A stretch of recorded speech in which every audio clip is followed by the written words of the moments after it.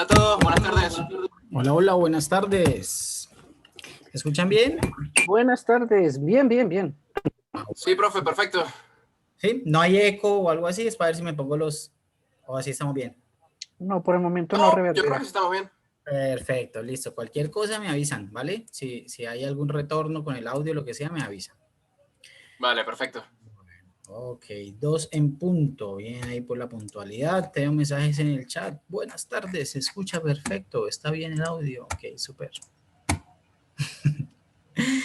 Ok, chicos, chicas, buenas tardes. Bienvenidos y bienvenidas una vez más a nuestra clase del módulo de datos de Ingeniería del Software. A ver, los primeros minutos, a ver, les cuento más o menos así de entrada qué vamos a hacer hoy, ¿no? Para que sepan para dónde vamos. Esta mañana yo actualicé el material en la página, entonces si de pronto alguien alcanzó a mirar por ahí después de las 9 de la mañana, ya había información sobre la clase de hoy. Entonces, hoy vamos a, por un lado, despejar dudas si tienen sobre la tarea, ya les dejé 2 tareitas, también anoche subí la tarea de mi segunda clase, que fue la clase número 3 del curso. Entonces, despejar dudas sobre las tareas si tienen, que aprovechen para preguntar. Si estuvieron mirando el material y encontraron alguna dificultad, el inicio de la clase es el momento ideal para que despejemos dudas antes de continuar. ¿Listo? Después de eso, hoy vamos a hablar un poquito sobre buenas prácticas de código. Buenas prácticas de código, entonces son algunos tips a tener en cuenta para ingresar, digamos, para hacer esta tarea de una manera más organizada, más profesional. Y luego le vamos a meter el diente a la biblioteca NumPy, que para el cómputo científico y la ciencia de datos es una de las bibliotecas fundamentales. NumPy, Matplotlib, SciPy, Pandas, y ya luego quienes se metan al mundo del Machine Learning, entonces tienen que aprender otras más específicas, pero el bloque básico de computación científica y de computación numérica son esas 4 bibliotecas de ahí que acabo de mencionar. ¿Okay? Bueno, entonces, les escucho. Alguien que traiga una pregunta, alguien que tenga alguna inquietud, hayan encontrado alguna dificultad y quieran aprovechar, o también que hayan explorado los ejercicios y hayan encontrado algo chévere que quieran compartir.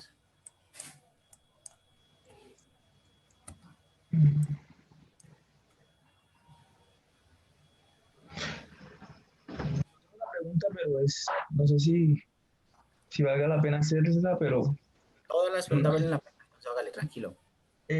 para la respuesta de los ejercicios nos piden que expresemos las rutinas que nos piden a manera de funciones, o puede ser simplemente como los pedazos de código en Jupyter Notebook explicados más que la función como tal en una celda. Ok. En principio se podría resolver la tarea sin usar funciones. Lo importante es que se resuelva el problema. Entonces usted lo puede, digamos, estructurar de una manera que esté todo el código y línea a línea vaya resolviendo las partes de su problema hasta armar una solución completa. Pero siempre es útil, a menos que el enunciado diga escriba una función que, pero creo que no es el caso, ¿verdad? Pero siempre es mejor encapsular las tareas en funciones. Claro. Es una de las buenas prácticas de código, porque cuando uno mete las cosas en funciones, cada función debe hacer una cosita y una sola, de manera que si el resultado final no está saliendo como se esperaba, uno puede rastrear más fácil cada acción que hizo cada función para detectar en cuál de ellas está el problema. Mientras que cuando tenemos un bloque de 20 o 30 líneas de código de corrido, es mucho más difícil encontrar dónde están las dificultades. Entonces, no es obligatorio, pero es deseable, además porque funciones fue una de las cosas que vimos. Entonces, el código se va a ver mucho más presentado, va a funcionar mejor y ustedes se van a acostumbrar a escribir código de una manera mejor. ¿Vale? Gracias. Ok. ¿Alguna otra pregunta? Sí, yo tengo una, ven. Dale. Estaba chequeando rápidamente la parte de los ejercicios de la clase 3 y dice que se debe entregar un HTML con la solución de los 2 ejercicios. Bueno, uno desde el notebook, ¿cómo hace para generar ese HTML? Yo he visto que tú lo haces. Listo. Te muestro aquí en un segundo y les muestro a todos. Si tienen la duda. Vamos acá. Por ejemplo, esto no, a ver. Aquí, digamos, tengo este notebook abierto y desarrollo pues una serie de tareas, ya el notebook funciona, está todo bien. Yo puedo exportar esto acá, download. Lo puedo bajar como HTML, como código de LaTeX, Markdown, PDF, bajar el notebook como tal, o incluso bajarlo como un archivo de texto de extensión .py para poderlo correr después desde un terminal. Entonces, es esto. Exploren esas opciones de acá. Ahí es importante que, digamos, ejecuten su código de manera que los gráficos ya estén siendo visualizados. Porque si yo no he ejecutado la celda y el gráfico no se está viendo, entonces si yo lo bajo, en el archivo que yo bajo no queda el gráfico, ¿sí? El archivo va a quedar abajo, tal y como lo esté viendo yo en este momento. Entonces eso es, Jorge. De manera que el notebook y el HTML van a ser idénticos. Simplemente que el HTML me va a quedar más fácil de abrirlo directamente en el servidor, mientras que el notebook me tocaría llevarlo a un ambiente donde lo pueda correr. Ok, thank you. Todo es, bueno, vale, gracias. Y todo esto lo debemos subir a nuestro repositorio ¿en qué? ¿En Exacto. Reclara? Ok, listo. Sí, en el GitLab. Uh-huh.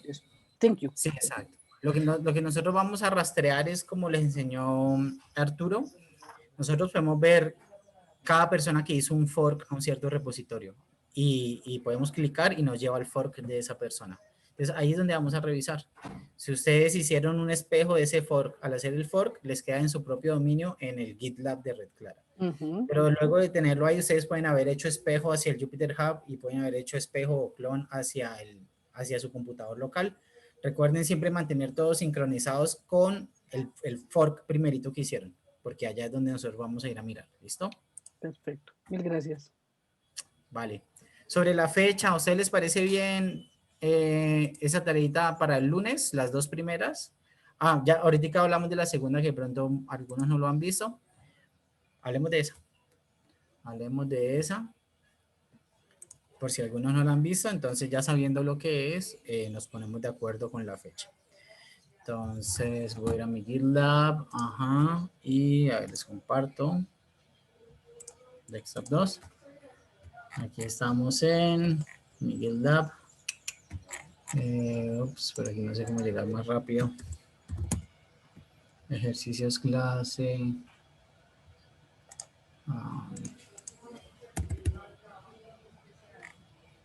A ver, aquí ejercicios clase 3. Esta es la tarea que subí esta anoche. La subí anoche, que sería de la clase 3. La tarea que ya había subido hace un par de días era de la clase 2. ¿Listo? Entonces, esta tareita, aquí pues leen las instrucciones detalladas. Lo más importante es esta referencia de acá. Si uno abre ese link que yo les puse, nos va a llevar a este gráfico. Este es un gráfico sobre la física de las estrellas. Se llama el diagrama de Hertzsprung-Russell. El diagrama de Hertzsprung-Russell es una maravilla porque nos permitió entender la física de cómo evolucionan las estrellas a lo largo de su vida. De cómo evolucionan las estrellas. El diagrama de Hertzsprung-Russell mostró que si uno grafica la temperatura contra la luminosidad de las estrellas, ellas no están como distribuidas aleatoriamente, sino que están en unas ciertas regiones específicas. Todas las estrellas que caen por aquí en esta región, se dice que están en la secuencia principal. Es donde pasan la mayor parte de su vida quemando hidrógeno en helio. Y ya luego, cuando llegan a las fases finales de su vida, dan un salto por aquí, se vuelven gigantes, supergigantes, y algunas después de morir, entonces dejan en el centro una estrella ya apagada, oficialmente no debería llamarse estrella, que son las enanas blancas. ¿Listo? Entonces ellas se agrupan en ciertas islitas de acuerdo a sus propiedades. Bueno, la idea es construir en esa tarea de la clase 3, construir un diagrama lo más parecido a este. Entonces yo les proporciono cuando ustedes hagan el fork, se van a llevar de paso una carpeta llamada data. Entonces en el README están todas las instrucciones y luego en la carpeta data hay 4 archivitos que lucen más o menos así. Luminosidad, temperatura y radio. Son datos aproximadamente cerca de los reales, pero pues son ficticios, pero suficiente para hacer la prueba. Entonces, luminosidad, temperatura y radio, supuestamente aquí de 1, 2, 3, 4, 5 y 6 estrellas. ¿Listo? hay 4 archivos identificados como estrellas enanas, estrellas gigantes, estrellas main sequence, o sea, de secuencia principal, y supergigantes, ¿vale? Entonces les estoy entregando los datos para hacer el gráfico de estos puntitos, estos y estos. Vienen en 4 archivos separados, pero la idea es graficar todo junto. Vieron que ahí en las tablas hay luminosidad y temperatura, que es lo que se necesita aquí. Pero además, recuerden que un cuerpo entre más frío, más rojo es. ¿Sí o no? Ley de Wien, allá de la radiación de cuerpo negro. Entre más frío, aquí frío es hacia la derecha. Ojo, la temperatura está disminuyendo hacia la derecha. Aquí es 2500, en cambio, si la izquierda aumenta hasta 40.000 grados Kelvin. Entre más frío, más rojo. Por eso ustedes ven las estrellas de la derecha más rojas y a medida que nos vemos a la izquierda, más azules. Excepto las enanas blancas, porque esas como no son estrellas de verdad, ya no siguen las leyes de cuerpo negro. Bueno, entonces la idea es leer esos datos de esa tablita, cada puntico ya es una estrella, convertirlo en un símbolo dentro de un gráfico que luzca similar a este, donde el color esté asociado con la temperatura, mostrando esa escala de rojo hacia azul, y el tamaño de cada bolita sea proporcional al radio de la estrella según las tablas que están allá. Entonces, tienen que hacer un notebook donde lean esos archivos y empiecen a hacer el gráfico y logren manipular las características del gráfico para que quede lo más parecido a este, los ejes, las escalas, los colores, los símbolos, estos textos montados encima, ¿listo? Para que exploren, digamos, el abanico de posibilidades que Matplotlib ofrece. Aquí para un tipo de gráfico en particular, pero pues aprendiendo uno es fácil extrapolar a otros tipos de gráficos. Y la tarea tiene una segunda parte que es generar una pequeña animación. La animación es basada en esa misma figura. Entonces ustedes llegan lo más cerca que puedan, ¿sí? Idéntica no les va a quedar porque no son los mismos valores exactamente. De hecho, las estrellas de ustedes van a ir de hasta 20.000 grados nomás. Este pedacito va a quedar vacío, pero no pasa nada. Pero va a tener la misma forma más o menos. ¿Listo? La idea es que logren imitar el estilo del gráfico. Y una vez que ya tienen su gráfico lo más parecido posible, van a generar, segunda parte de la tarea, una animación, que es el mismo gráfico, pero las estrellitas apareciendo progresivamente. Por ejemplo, una por una, pim, pim, pim, pim, pim, hasta que se llenen. O por grupos, o ustedes lo deciden, o desvanecidas, así que les dejo libertad de que jueguen un poco con eso, pero generar una animación a partir de este gráfico. ¿Listo? Una versión animada. Esa es la tareita. Si la habían visto o no, de todas maneras, ¿qué dudas les suscita en este momento? ¿Y qué piensan de si dejamos esa tarea para el lunes? ¿Estaría bien? La gracia es que también para que ustedes mismos se pongan como una motivación de ir, no dejar acumular todo el material y así puedan aprovechar mejor las clases de los siguientes temas que vamos introduciendo, ¿no?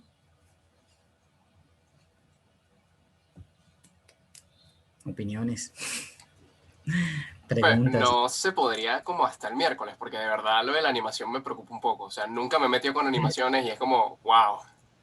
Ajá. No sé qué opinan los demás. ¿Qué dice el público?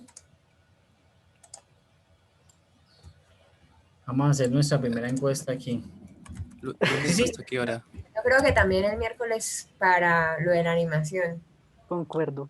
¿Sí? ¿Por la animación? Sí, mejor. Ah, bueno. Para Listo. repasar eso bien. Vale. Listo, no hay problema. Entonces, Sí, hasta el miércoles. El miércoles a alguna hora en particular. Sí. Y de acuerdo a qué uso horario. Sí, de verdad, tenemos ese. Toca tener eso en cuenta. Pongámoslo el miércoles hasta la medianoche, hora de Colombia. ¿Listo? O sea, tienen todo el día miércoles, hora de Colombia. Quienes están en Venezuela, entonces tienen hasta la 1 de la mañana de Venezuela. Profe, una consulta. ¿Sí? Sin ventaja. Y usted menciona que hay otra tarea anterior, ¿no? La de la clase 2. ¿Y esa para cuándo se entrega o ya se entregó? No se ha entregado. Estoy proponiendo que ambas sean para el mismo día. O podría ser esta para el lunes y la otra para el miércoles. Estaría bueno, ¿saben por qué? Porque yo tenemos clase de noche otra vez.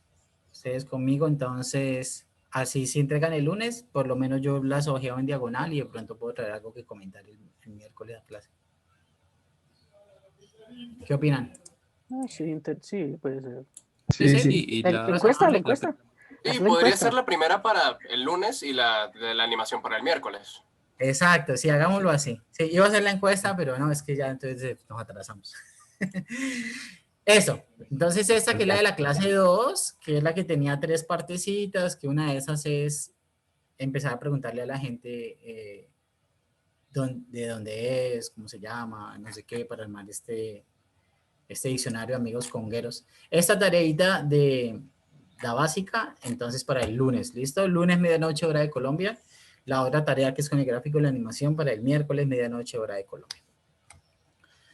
Perfecto.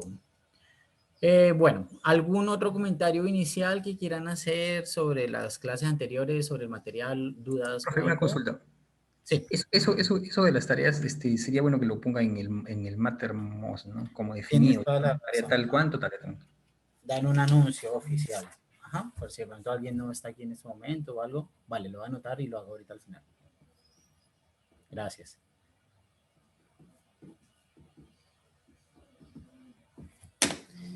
Ok. Bueno, entonces, si no tienen otro comentario en este momento, arranco yo. Entonces, arranco yo y vamos a revisar juntos un ejemplito de gráficos. Ya saben, hoy una de las partes centrales es NumPy, pero ya les he dado unas chispitas de NumPy, ¿cierto? Otros ya las tenían. Porque para hacer el gráfico, nomás el de puntitos y una línea, ya se necesitó NumPy, ¿cierto? Para crear un vector de puntos que son las coordenadas X, en las cuales voy a evaluar mi función. Entonces, con NumPy vamos así, como un pasito adelante, un pasito atrás, porque lo necesitamos para poder hacer cosas interesantes. Entonces voy a hacer un ejemplo donde combinamos, me adelanto un poquito unas cositas de NumPy, pero para combinarlo con imágenes, sobre todo con imágenes 3D, porque yo les pasé la galería de gráficos de Matplotlib, ¿no? Que es esta. Ustedes vieron que hay gráficos de todo tipo, o sea, gráficos realmente, no todo es líneas y puntos, ¿no? Hay gráficos muy locos, con muchas características para estadística, esto de los violines para estadística también, gráficos en 3D, a ver dónde hay gráficos en 3D por aquí. Bueno, ahorita no me está apareciendo, pero ustedes se encontraron entre los ejemplos que les puse con algunos gráficos en 3D, ¿no?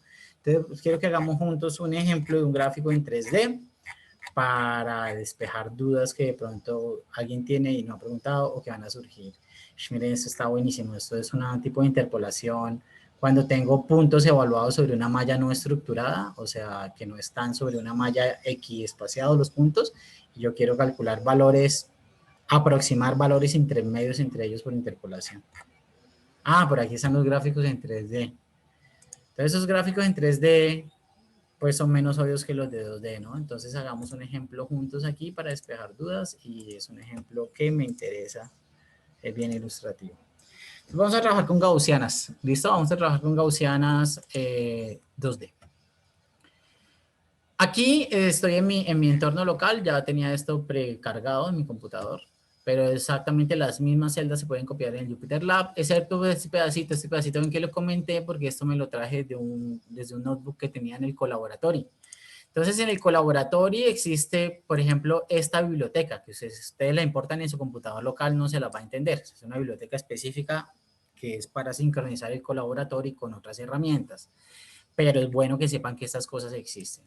Cuando yo estoy en el Colaboratory y estoy corriendo en una nube, no significa que no puedo interactuar con datos que estén en otro lugar. Una manera de hacer eso es, por ejemplo, poner datos en mi nube del Google Drive. Entonces, cuando yo estoy en Colaboratory, fíjense que aquí hay un usuario, que soy yo con uno de mis emails, y tengo un Google Drive asociado con ese email. Cualquier archivo que yo ponga allá, lo puedo leer desde esta sesión que es online en la nube. Para eso, simplemente estas linecitas de acá, fíjense, yo luego se las paso, pero bueno, también quedan aquí en el video. Estas linecitas, importamos la biblioteca Drive, que es de Google Colab.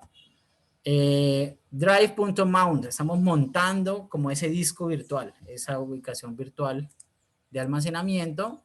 Dentro, si ustedes van a su nube de Google Drive, cuando ya hayan corrido su primer notebook en Colaboratory, se van a dar cuenta que ya apareció una carpeta llamada Content. Entonces, el contenido que queramos hacer un puente entre las dos herramientas, lo ponemos dentro de esa carpeta llamada Content. Bueno, podrían ser otras, pero es como por defecto.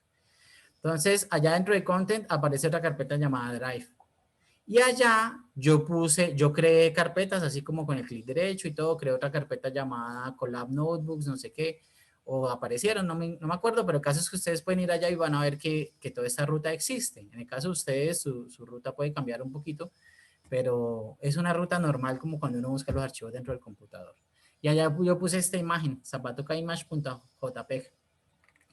Cuando ustedes rueden esta celda, Google les va a pedir una contraseña para confirmar que ustedes sí son ustedes, porque si no puede ser otra persona tratando de acceder al Google Drive de ustedes y tratando de usar sus datos, ¿cierto? Pero ingresada esa contraseña, listo.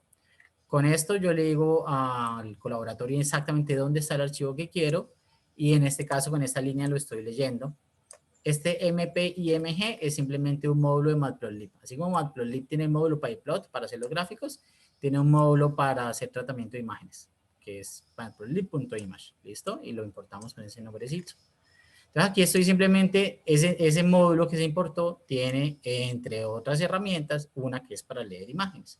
Entonces le digo, quiero leer imágenes. ¿Cuál? La que está ubicada en esta variable que es todo este path. Entonces la lee y aquí la estoy graficando. plt.inShow es para mostrar cosas que son dos dimensionales. Cuando tengo como una matriz con números, una imagen no es nada más que una matriz, ¿cierto? Todo es un arreglo de filas y columnas donde cada celda es un píxel. Y en ese píxel, si la imagen es blanco y negro, lo que hay almacenado es un número. Y ese número me dice la intensidad de la luz que llegó a ese píxel. Si ese número es alto, el píxel tiende a ser blanco. Si ese número es bajito, el píxel tiende a ser negro. ¿Listo? Y si la imagen es a colores, simplemente lo que tengo son tres matrices una detrás de otra. La primera matriz tiene números que me dicen qué tanto es lo que llaman el sistema RGB, ¿no? Red, green y blue. En la primera matriz, el número almacenado en cada píxel me dice la intensidad de luz roja que llegó a ese píxel. Las cámaras lo que tienen es 3 filtros que separan la luz roja, verde y azul cuando uno toma una foto de un objeto. La luz que en el objeto almacenan por aparte la intensidad en esas 3 bandas. Entonces, en 3 matrices almaceno en cada píxel la intensidad del rojo, del verde y del azul. Y cuando superpongo los 3 colores, como si pongo 3 linternas de los 3 colores, con esas intensidades relativas, puedo reproducir justamente la imagen que es la que ya nosotros vemos en las pantallas. ¿Ok? Entonces ya, pues solo para mostrarles, esta imagen está en efecto en mi Google Drive y así la monté y así la leí y así la grafiqué y puedo trabajar con ella si lo necesito. ¿Listo? Tengan en cuenta eso porque lo pueden necesitar de pronto para la tarea, la estoy pensando por ahí, la que va a salir de hoy. Bueno, eso era un paréntesis. Paréntesis aparte, entonces hablemos de las funciones gaussianas. Aquí nomás para calentar, define una función gaussiana unidimensional, o sea, la típica. Mire, aquí es función igual a y por una exponencial. ¿Qué hay dentro de esa exponencial? Esta variable que llama exponente. ¿Y qué es eso? Menos x menos mu al cuadrado sobre 2 veces sigma cuadrado, ¿cierto? O sea que en este caso esta es la desviación estándar, c.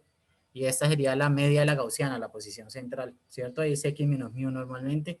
Y esta sería la amplitud, ¿vale? Entonces esta función cuando yo la llame, le paso un vector x, que es donde quiero evaluar la gaussiana. Puede ser un punto, puede ser un vector con muchos puntos, y entonces la evaluar de una vez en todos ellos. Y le paso los 3 parámetros de la gaussiana: amplitud, posición y ancho. ¿Listo? Desviación estándar. Aquí hice una prueba, generé un vector x, aprovechándome de NumPy. Con esa función de NumPy, estoy yendo desde menos 15 hasta 15 en pasos de 0,1. A menos 15, menos 14, 9, menos 14, 8, creé muchos punticos en el eje X. Y luego paso esto como argumento para crear 3 gaussianas con diferentes conjuntos de parámetros. En la primera gaussiana con esos parámetros la estoy almacenando esos valores de y como y1 y puedo ya graficar entonces x contra y1 y eso lo estoy haciendo en rojo. Entonces esta primera gaussiana es la que surge de este primer conjunto de parámetros. ¿Ok? Y luego Y2 con otros parámetros y aquí gráfico Y2 en verde y con línea a trazos, green, trazos. Y luego otra gaussiana Y3 con otro conjunto de parámetros, pero evaluadas todas en las mismas posiciones de X. ¿Listo? No necesito volver a crear otras X's. Si quiero los mismos punticos me sirven, pues los reaprovecho. Con los nuevos parámetros para Y3, entonces me quedó esta gaussiana que grafiqué en negro y con línea que es punto, trazo, que se marca así. Y es esta negrita, ¿listo? Entonces así generamos gaussianas unidimensionales, eso pues no sé si igual si hay cualquier duda, preguntan de una, ¿listo? Porque si se pierden al principio, entonces no aprovechan el poder que es lo que viene después. Bueno, ahora, ¿cómo serían gaussianas dos dimensionales? ¿Cómo sería una gaussiana dos dimensional? Spoiler, vamos para allá. Eso es una gaussiana dos dimensional, ¿cierto? Es como un sombrero mexicano. Como un sombrero mexicano, pero entonces ahora en 3D yo le podría dar vuelta. Cuando digo dos dimensional, quiere decir que hay dos variables independientes, ¿cierto? X y Y, y yo calculo Z, entonces Z me da las alturas. Z es función de X y Y, ¿verdad? Listo. Entonces, ¿cómo construimos ese sombrero? Mi función Z depende de cada puntico sobre el plano cartesiano. Y cada punto del plano cartesiano tiene dos informaciones, una coordenada X y una coordenada Y. O sea que ahora no me basta con crear un vector X con np.arrange, porque eso me da un vector unidimensional. Me da punticos sobre una línea. Ahora yo quiero puntos distribuidos en dos dimensiones sobre un plano. Entonces lo que necesito es generar esas parejas de coordenadas X y Y para toda la malla. ¿Listo? Y eso lo vamos a hacer así, pillen. Aquí, creé X, un vector que va desde 0 hasta 5 en pasos de A1. Pero recuerden que Python se detiene siempre un pasito antes de llegar, entonces quedó de 0 a 4. ¿Listo? El vector X quedó de 0 a 4 porque yo voy a querer crear ese dominio dos dimensional con 4 filas y 5 columnas. Ya ahorita se aclara. Perdón, con 6 columnas lo voy a hacer. ¿Con 7? No, con 7. Y luego las Y's, quiero 7 columnas. Entonces voy a ir con Y desde 0 hasta 7 en pasos de A1. Todo esto después ustedes lo van a, marcha, esto va a evolucionar así, pero lo importante es entender la lógica con el ejemplo más sencillo. Listo. Después ya ustedes van a ver que van a modificar esto al infinito.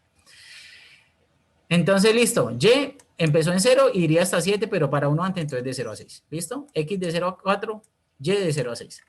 Así es como vamos a crear la malla dos dimensional. Mesh es malla en inglés, ¿sí? Mesh y grid, yo no sé la diferencia, a mí ambas, me parece que ambas significan como malla en inglés. Entonces, vamos a crear una malla sabiendo que quiero estos números para las filas y estos para las columnas. Y esa malla lo que me va a hacer es todas las combinaciones posibles entre ellos, así como en el tablero de ajedrez. Tengo la fila 1, 2, 3, 4, 5, 6, 7, 8 y las columnas A, B, C, D, F, G y haciendo todas las combinaciones me queda un tablero de 8 por 8, ¿cierto? Desde el A1 hasta el H8, bueno, por ahí. Entonces, fíjense cómo queda esto. La malla no queda como una sola estructura, sino que la malla se va a separar en dos. Y ahí es donde yo quiero contarles, porque la primera vez puede ser que uno no la vea tan clara. ¿Cómo así que en dos? Listo. Aplicamos la creación de la malla, le decimos las filas, le decimos las columnas y vamos a almacenar la salida de la malla en dos variables, YY y XX. Si yo imprimo el valor de XX, me da esta matriz. Y si yo imprimo el valor de YY, me da esta otra. Ellas se parecen mucho, ¿no? Como que son números repetidos, pero aquí a lo largo de las filas. 0, 0, 1, 2, 3, 4, 5 y 6. Y aquí a lo largo de las columnas. 0, 1, 2, 3 y 4. ¿Cierto? Y ustedes reconocen que esos serán los números que yo creé aquí, ¿no? 0, 1, 2, 3 y 4. Entonces quedé con esos números para las columnas. Y aquí, desde el 0 hasta el 6, quedé con esos números para las filas. Entonces, ¿qué es lo que estamos diciendo ahí? A ver si voy a hacer ese experimento y tratar de explicarlo con este dibujo. Ahí están nuestras variables XX y YY. ¿Listo? Entonces, ahora imagínense que las vamos a superponer. O sea, voy a cortar una de ellas.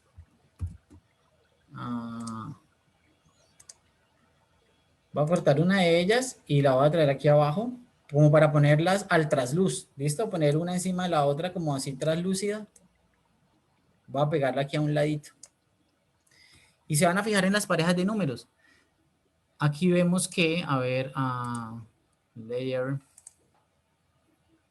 así para no dañar nada. Listo. Aquí vemos que en el primer cuadrito corresponde, ¿por qué no escribió?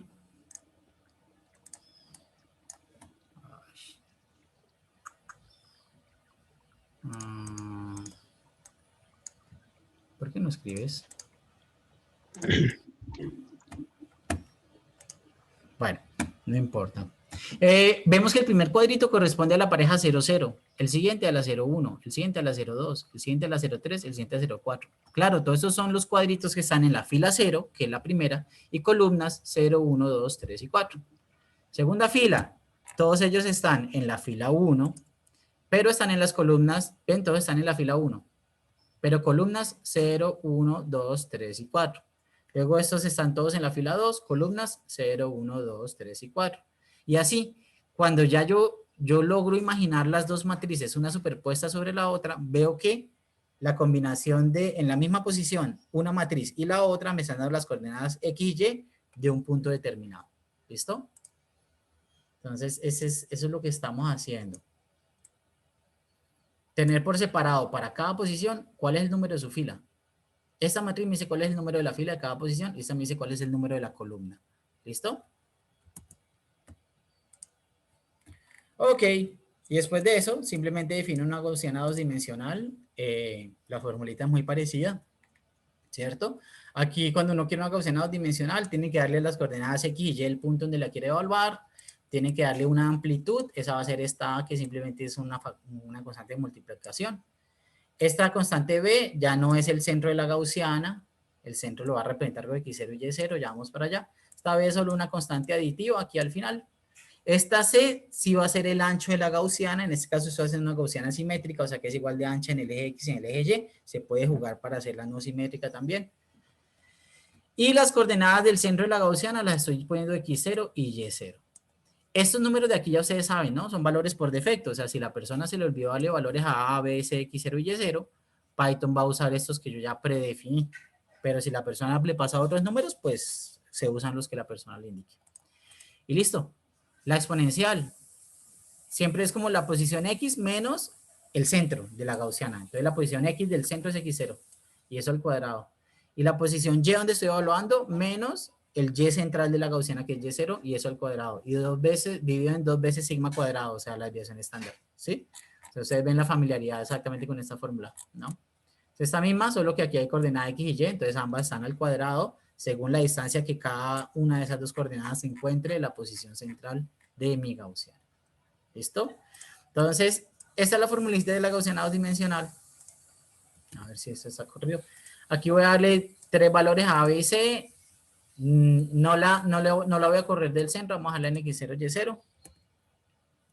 Aquí evalúo mi gaussiana dosdimensional, entonces tengo que pasar la coordenada X donde yo quiera y la coordenada Y donde yo quiera. Entonces aprovecho y les paso de una vez todo el conjunto de coordenadas para que me lo evalúe de una vez en todos los puntos de la malla.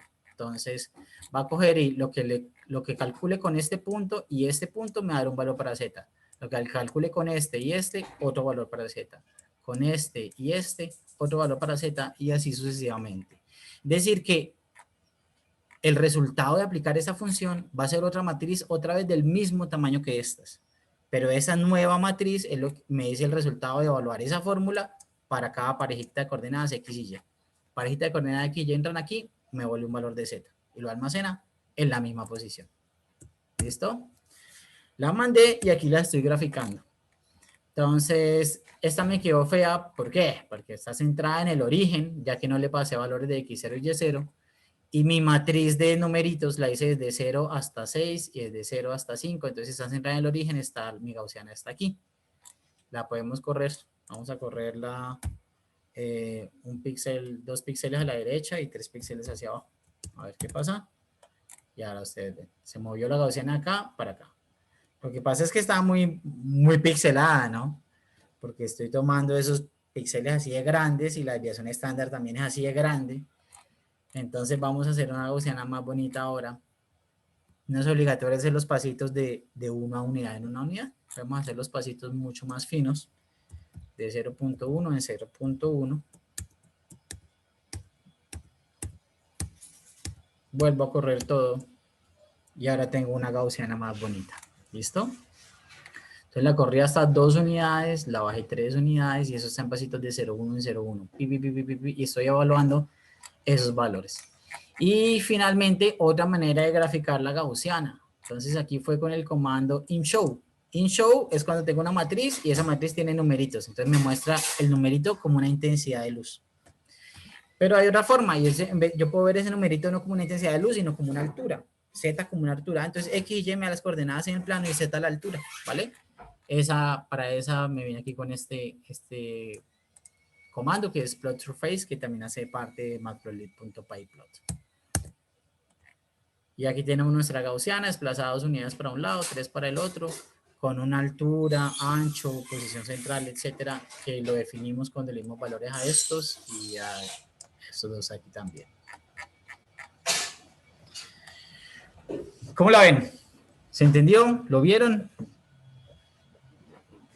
Sí, yo tenía una duda Dale. particular, ¿no?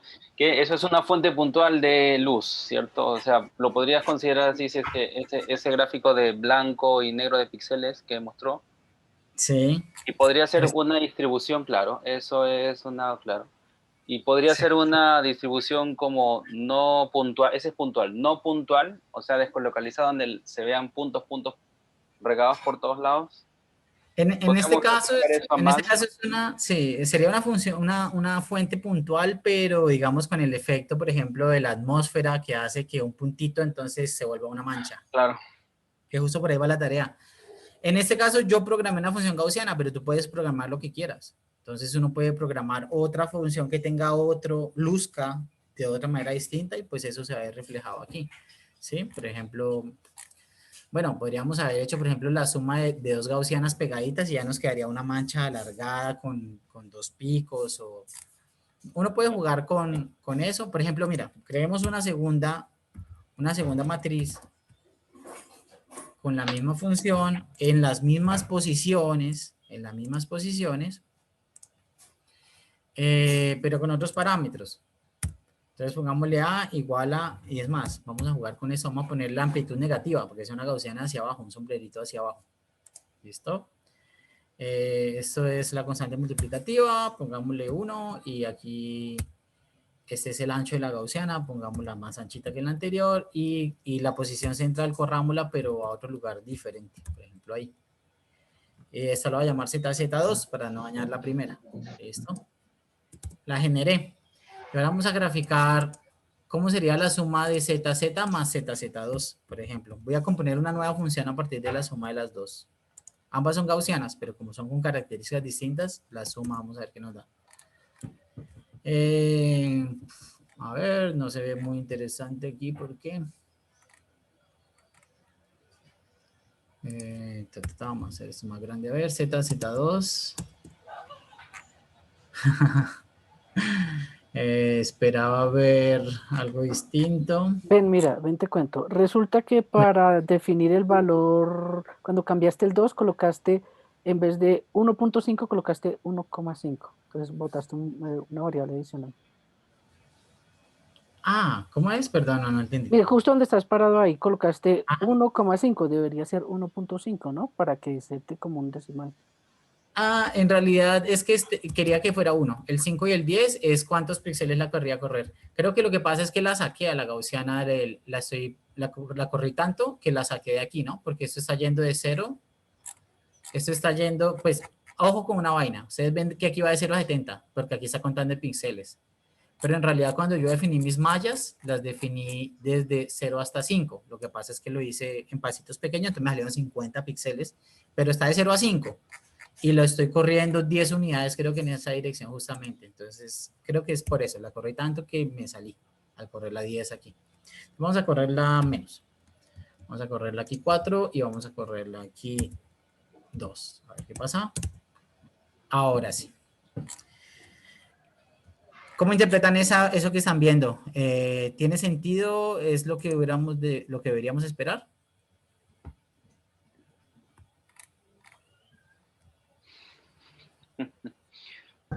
Sí. Al revés. Sí, Cristian. Jesús, que tiene la mano levantada, ¿quiere opinar algo aquí?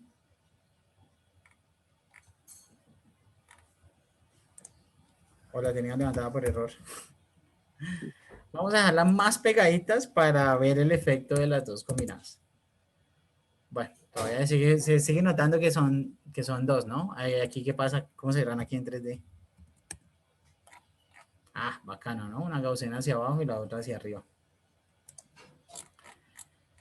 Entonces, uno programa la función que uno necesite, ¿sí? Yo hice esta prueba con una gaussiana porque de pronto les voy a poner una tareita con una gaussiana, pero uno puede programar funciones con otras formas. Por ejemplo, podríamos haber utilizado una función que fuera una senoidal en X y en Y y nos quedaría como un cartón de huevos, como una cosa que tiene muchos picos subiendo y muchos picos bajando en las dos direcciones X y Y, por dar un ejemplo, ¿vale? Entonces es cuestión de explorar. Quería darles un ejemplo de base para que no se sintieran bloqueados de pronto al llegar y encontrarse este mesh grid sin entender qué pasó. Una pregunta, Juan Carlos. ¿Y por qué no el 3D grafica las unidades que nosotros le dimos y el 2D grafica píxeles? Ah, bueno, interesante pregunta. Vamos a ver. Aquí están las unidades que se le dio, de verdad. Pues el comando imshow por defecto, bueno, fíjese una cosa, David. Cuando hicimos el gráfico 3D, le pasamos las tres informaciones, las coordenadas XX, YY y las alturas. Entonces, él pudo interpretar estas informaciones para ponerlas en los ejes. Sospecho, vamos a ver, que si no le paso estos, como ve que solo le pasaron una información, entonces dirá son las alturas y en X y en Y tal vez use píxeles. En mi intuición, nada. Necesita que le pasen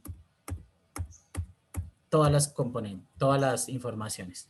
Que le digan una matriz con todas las posiciones X de todos los píxeles, otra con todas las posiciones Y y otra con todas las posiciones Z. Aquí, en cambio, solo se le pasaron las Zetas. Entonces, como él no sabe X y Y, pues lo interpreta en píxeles según el tamaño de esa Z, de esa matriz Z.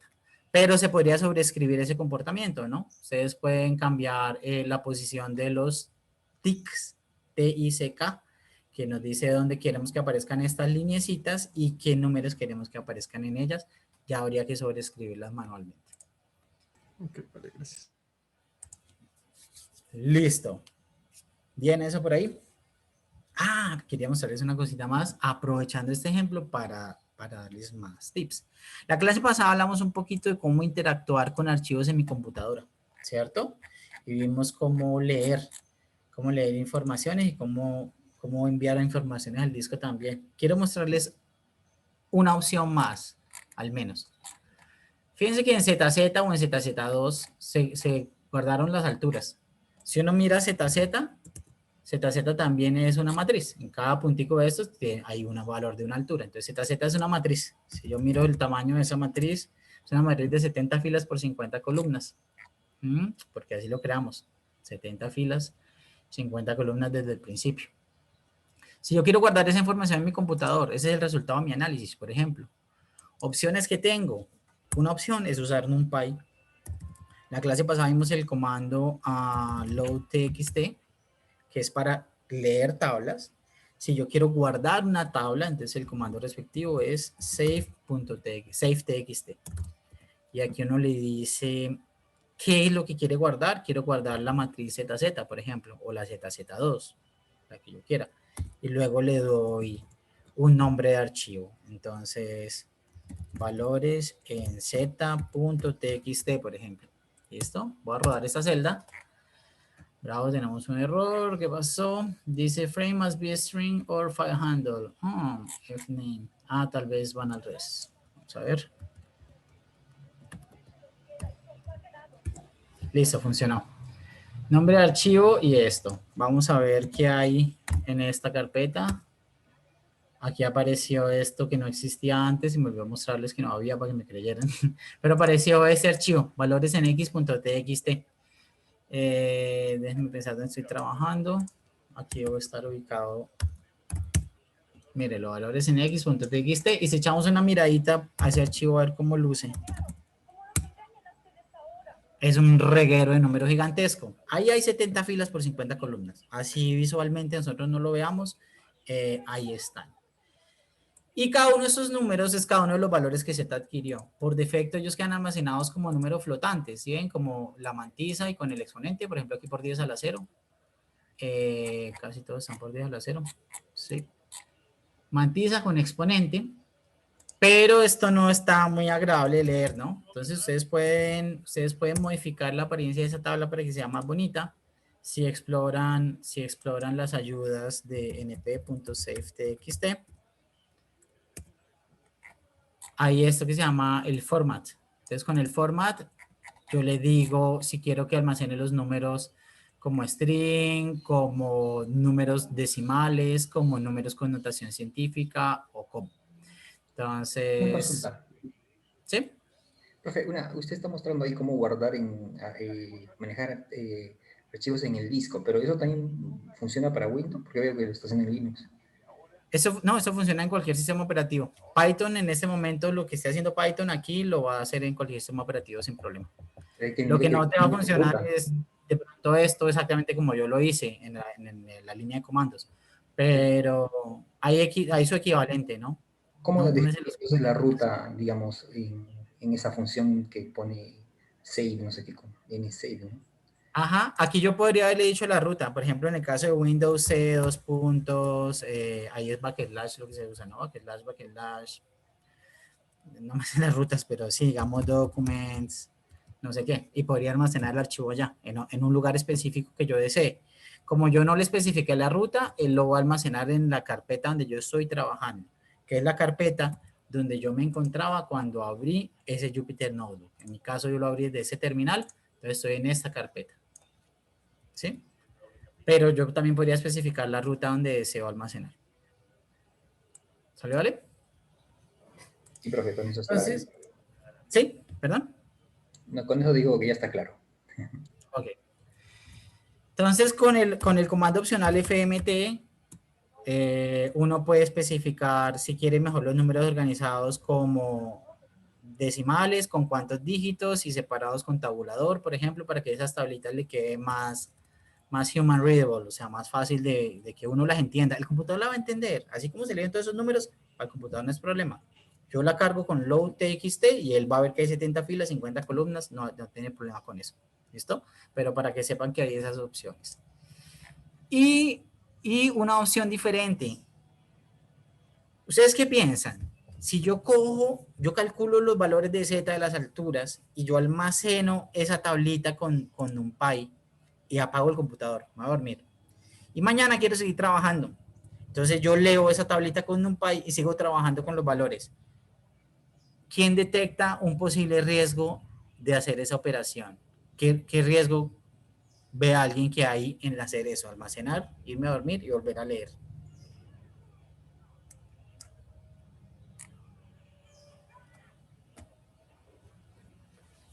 Hay un riesgo oculto ahí.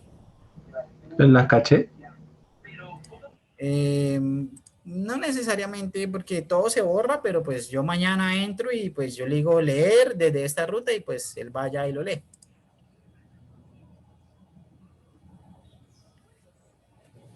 El riesgo oculto está en lo siguiente. Mientras ustedes están haciendo los cálculos en Python, podrían haber estado, o sea, en general, si ustedes no especificaron nada, están utilizando la precisión máxima de Python de flotantes de 64 bits. Cuando ustedes almacenan a disco, puede ser que, si no especificaron el format correctamente, estén truncando decimales de esa representación muy larga de 64 bits.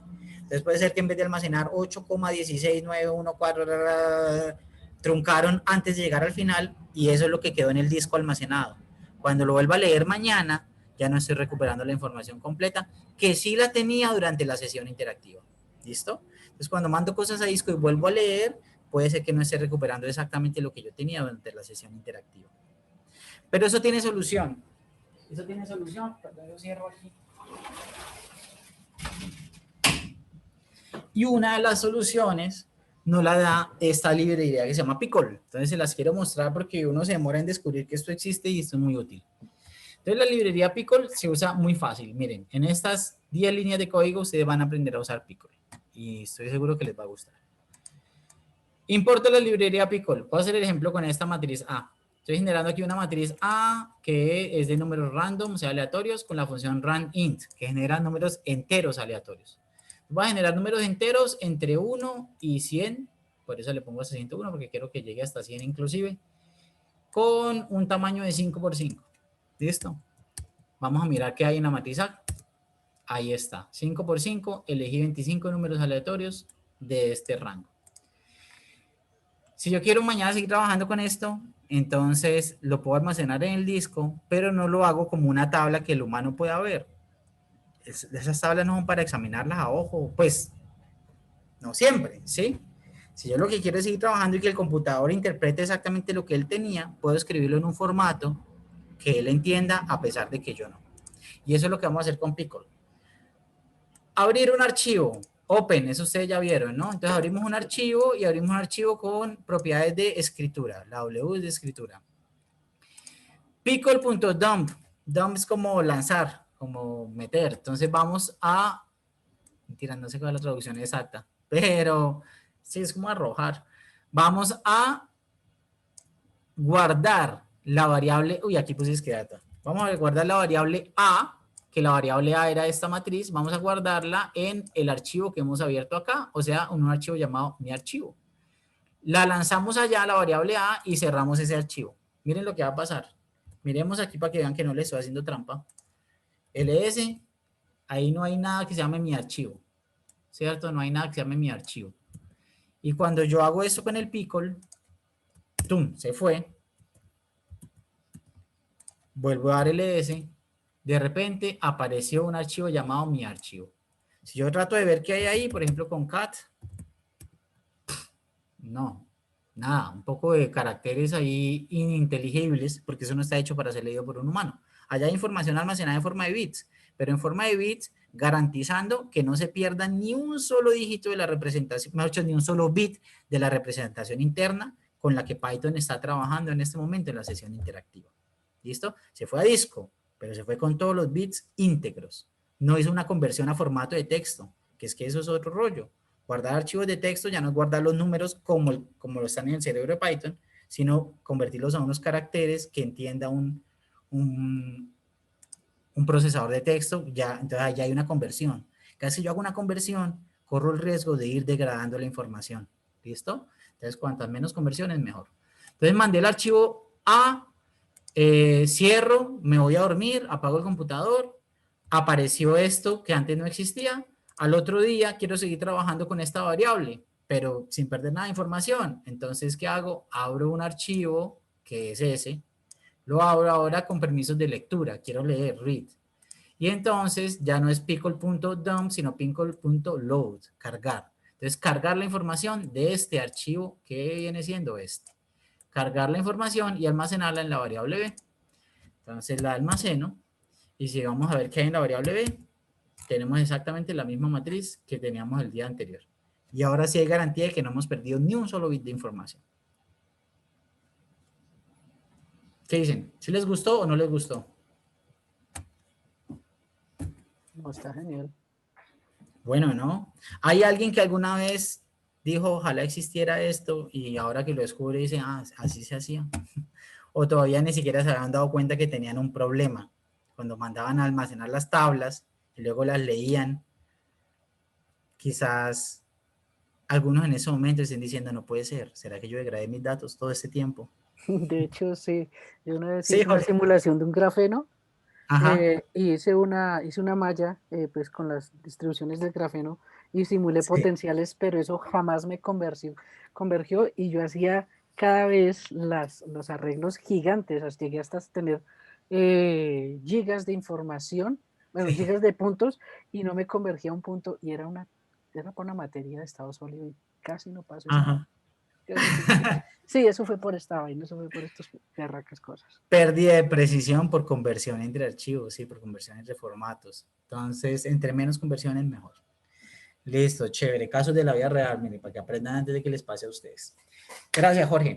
Bueno, antes de continuar, por fin vamos a hacer un mini slide. Vamos a ver si me funciona hoy, porque la última vez nos falló, ¿cierto? Ojalá que hoy funcione. Porfa, vayan a Slido, slide.do, ya ustedes conocen la página. Y vamos a abrir este acá. 13257. 13257, quien no se acuerde, la página es slide.do. Comparte, porfa. Lido.com. No sé. ¡Ay! Ah, perdón. Sí, me faltaba un botón. Este slide. Con el código 13257.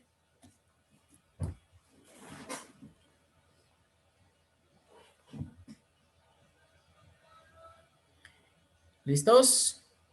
Entonces vamos a ver, yo quiero escuchar, pues leer. A ver, ¿qué traen ustedes? ¿Qué se les viene a la mente cuando escuchan hablar de buenas prácticas de código? ¿Qué pueden ser buenas prácticas de código?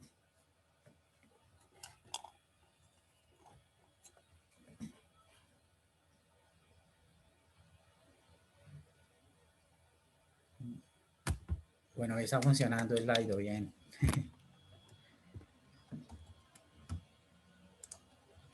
Ajá, fácil de leer, comentar, buena documentación, eficiente, organizado, experiencia, nombres inteligibles, indentación, Pythonic way.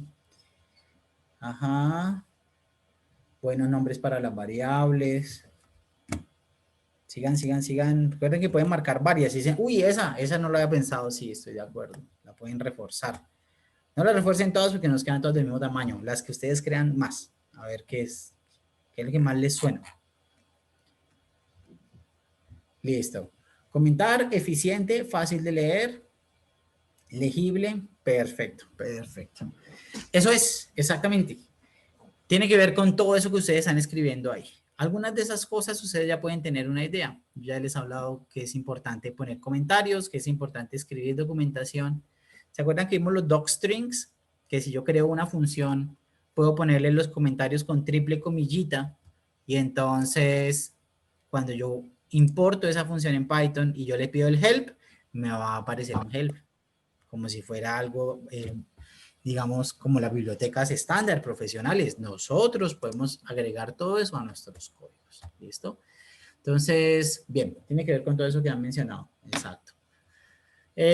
Pocas líneas tiene que ver con escribir un código eficiente. Eso es verdad, pero ese es un segundo paso. El primer paso es que funcione, que esa vaina funcione como sea. Y después viene un proceso que se llama el refactoring, o sea, cómo volver a la refabricación, en el cual ya uno empieza a optimizar diferentes partes. Dice, oiga, yo aquí creo 10 líneas de código y esto se puede hacer en un solo paso así. Por ejemplo, con list comprehension. O de repente me doy cuenta que creé esta variable porque la estaba usando, pero luego eso cambió y esa variable ya no tiene sentido. Entonces eliminemos esas partes, ¿sí?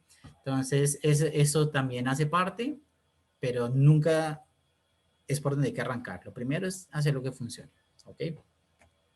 La indentación en Python obligatoria, en los otros códigos sugerida, para que el código sea más legible. Bien, vamos con la segunda pregunta. Mi segunda pregunta es esta. ¿Sabes lo que es una guía de estilo como el PEP en Python? Era PEP 8. Opciones de respuesta. Conozco y uso el PEP 8. Sé que existe, pero no sé los detalles. O no tengo ni idea de qué es. Ajá. 26 votos y contando, 28. 31 votos, 32. Bien, vamos cerrando por ahí las urnas.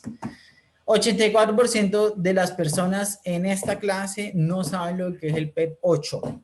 Perfecto. Este es el lugar para aprender. Yo ya estaba como el tercer año del doctorado cuando escuché hablar de eso por primera vez. La idea no es que ustedes repitan los mismos errores de nosotros, sino que aprendan las cosas bien desde un inicio. Entonces hoy les voy a presentar qué es eso el PEP 8, muy rapidito, para que sepan que existe y vayan progresivamente incorporando estas cosas a sus códigos. Listo, muy bien.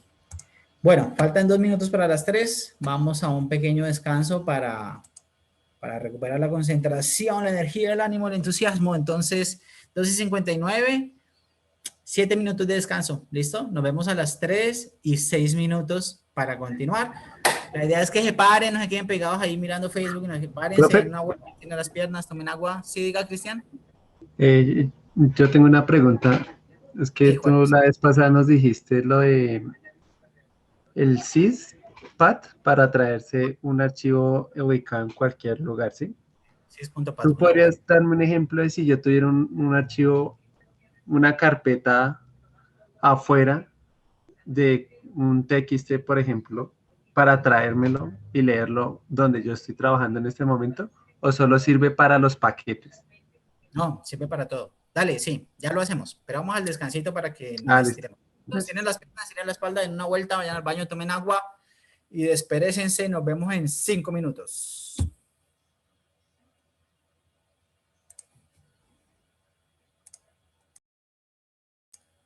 Listo, listos. Continuamos entonces. Continuamos. Bueno, vamos a responder la inquietud. ¿Quién fue quien me preguntó? Perdón, Cristian. Sí, señor, fui yo. Listo, Cristian. Vamos a hacerla aquí bien didáctica para que la vean bien cómo funciona esto. Entonces, Cristian, aquí, perdón, ya estoy compartiendo, ahora sí. En el terminal, fíjese dónde estoy yo ubicado. A ver, borremos esto con clear, PWD, me dice dónde estoy ubicado. Estoy ubicado en Home, Juan, Downloads, Archivos clase no sé qué 05, Materiales 05. Ahí estoy y esto es lo que veo en esa carpeta. ¿Listo? Ahí apareció este que creamos, valores en Z y mi archivo aparecieron. Hay una carpeta llamada Data, una carpeta llamada Images. Fíjense que voy a navegar con el mouse para que vean que si es en efecto lo mismo. Aquí estoy, Home, Downloads, archivos de clase 05, materiales 05, y aquí usted ve que está mi archivo, valores en Z, una carpeta llamada Data, Images. ¿Sí? Esta ubicación es la misma donde yo estaba aquí, y cuando yo abrí el notebook, entonces también estoy trabajando allí mismo. ¿Listo? Estoy trabajando allí mismo. Entonces, por eso los archivos que yo creé aquí quedaron almacenados en esta carpeta.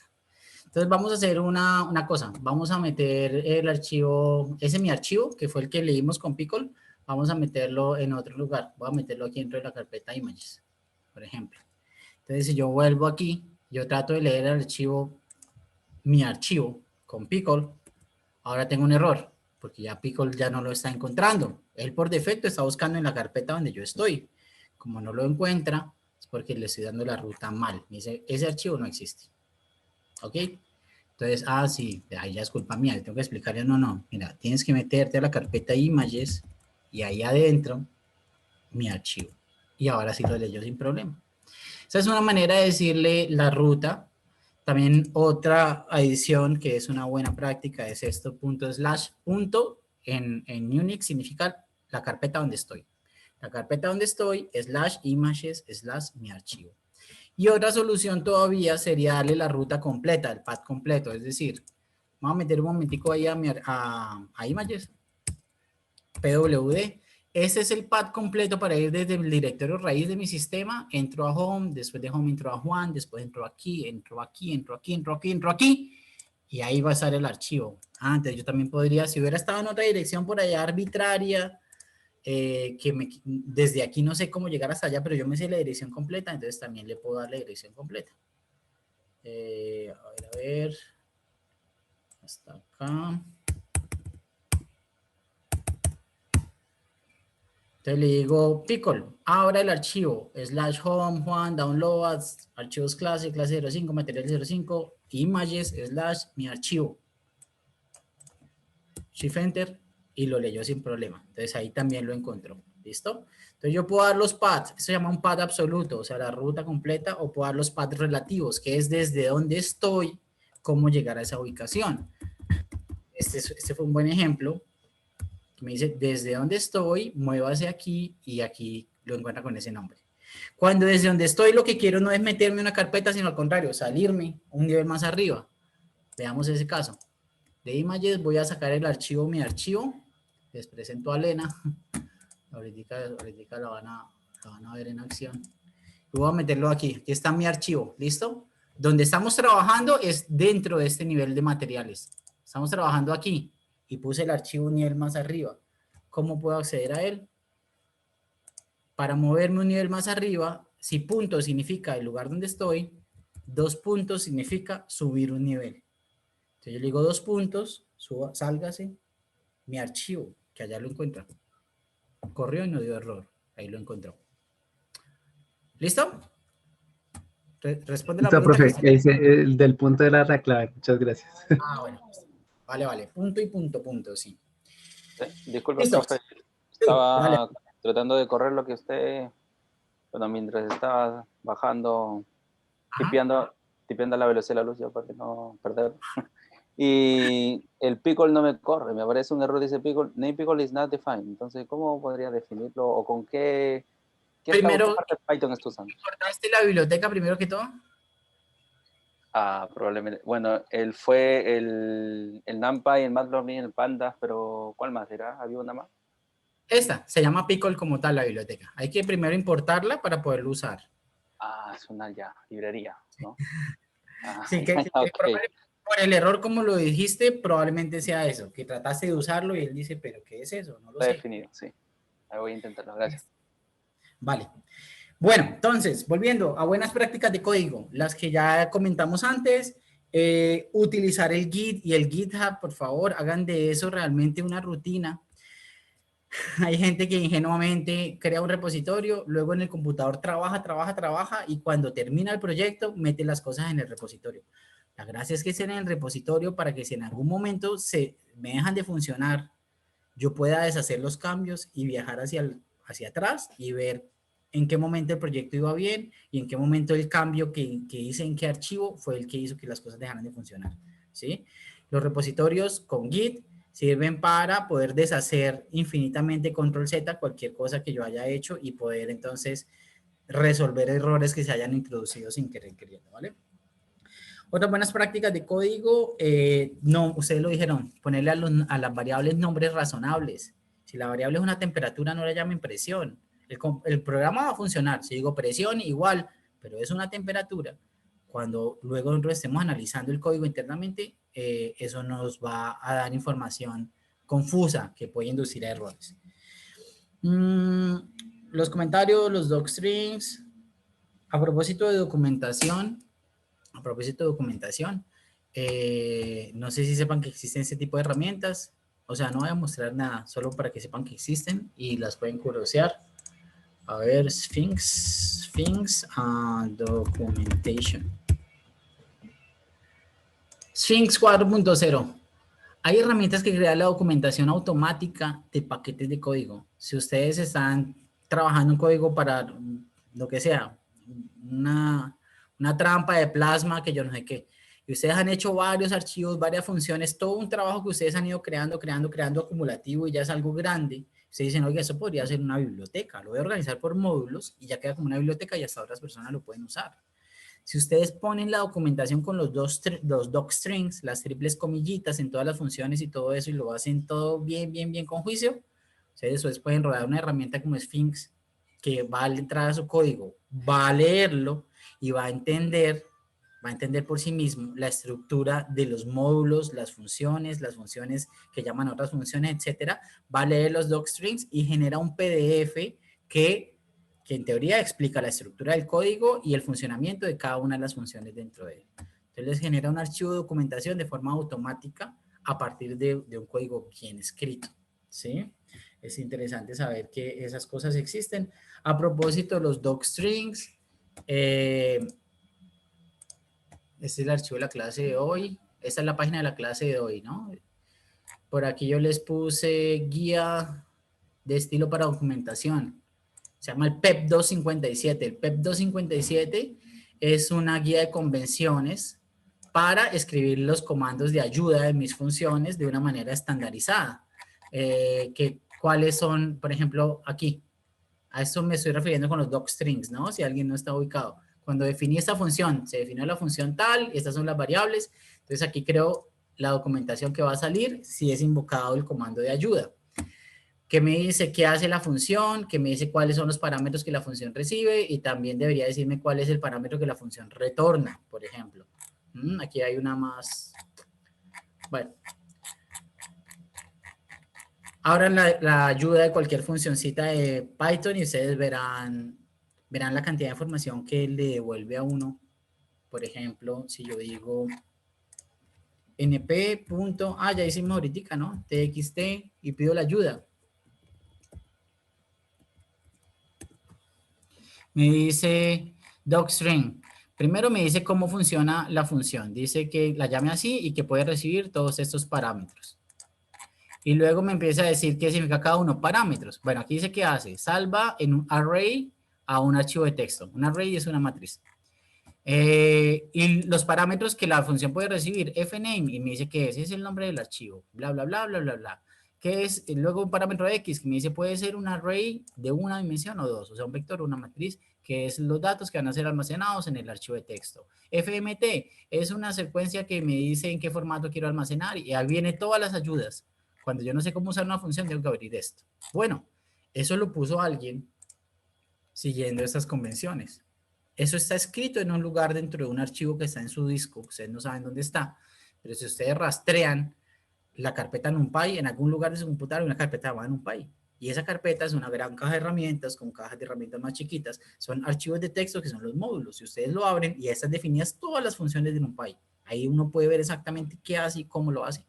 Y alguien puso para cada función esos docstrings, o sea, esas cadenas de texto explicando todo lo que la función hace, separadas encerradas entre triple comilla, justo después de la definición de la función, y eso es lo que le sale a uno allá cuando uno invoca la ayuda. ¿Listo? Entonces, hay maneras estándar de hacer eso y están descritas en el PEP 257. Yo la verdad que no sé qué significa PEP, pero estos PEP son guías de estilo. Guías de estilo significa que no son imposiciones, no hacen parte de la gramática o de la sintaxis de Python. Si ustedes en la guía de estilo le dicen, primero se pone en la descripción de la función, después se pone en la descripción de los parámetros de entrada y después la de los parámetros de salida. Si usted lo quiere hacer al revés, no pasa nada. El código va a correr. El código no le importa. Desde que ustedes sigan la gramática del lenguaje, el código entiende. Pero los que no le van a entender son otros programadores que sí se adhieren a las prácticas sugeridas. Entonces son estándares de estilo, de cómo organizar un código y mucha gente se adhiere a ellos. Entonces se vuelven norma, pero no son exigidos por el código como tal. Son ya convenciones, acuerdos entre los programadores. ¿Listo? Para entenderse mejor, para entenderse más fácil, para hacer las cosas de una forma estandarizada. Y así entonces, como hay el PEP 257, hay otro que se llama el PEP 8, que lo tengo acá. Entonces el PEP 8, yo les puse también el link aquí en la página de la clase, guía de estilo PEP 8, entonces luego entran allá y le echan una miradita con más calma. Ahí está escrito todo. Aquí en estas diapositivas yo tengo algunos elementos, no están todos. Por ejemplo, la guía de estilo nos dice que lo recomendado es cuando ustedes escriban comentarios, que esas líneas de comentarios no superen los 72 caracteres. Si ustedes van a escribir un comentario que es larguísimo, llegan a 72 caracteres y le dan enter y ahí otra vez ponen el numeral y continúan lo que vienen escribiendo. No importa que usen varias líneas, pero que no se pasen de 72 caracteres. Y las líneas de código se recomienda llegar a 79 caracteres, no superar eso.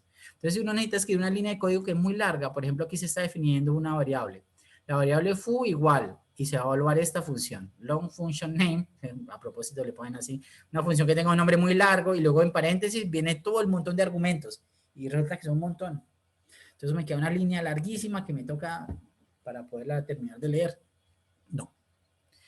¿Qué hacemos? Empezamos a poner los argumentos y donde haya una coma, nosotros podemos darle enter y seguir poniendo el resto de argumentos aquí debajo, que Python, como ve que terminó en coma, él sabe que esa línea continúa.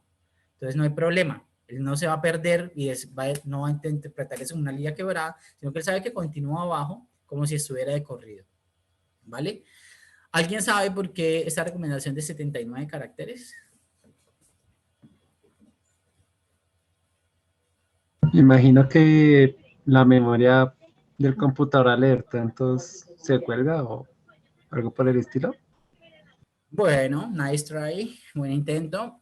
Pero no, es porque algunos procesadores de texto despliegan en pantalla hasta 79 caracteres. Entonces, si uno hace líneas más largas en esos procesadores, ellos necesariamente van a quedar quebradas, se van a ir para abajo.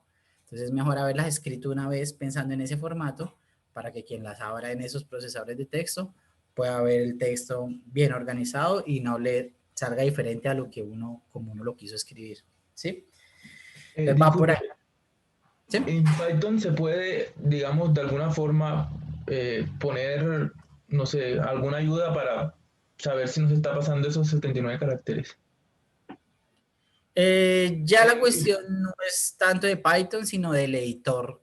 Sí, me equivoqué, estaba pensando en Jupyter y dije Python.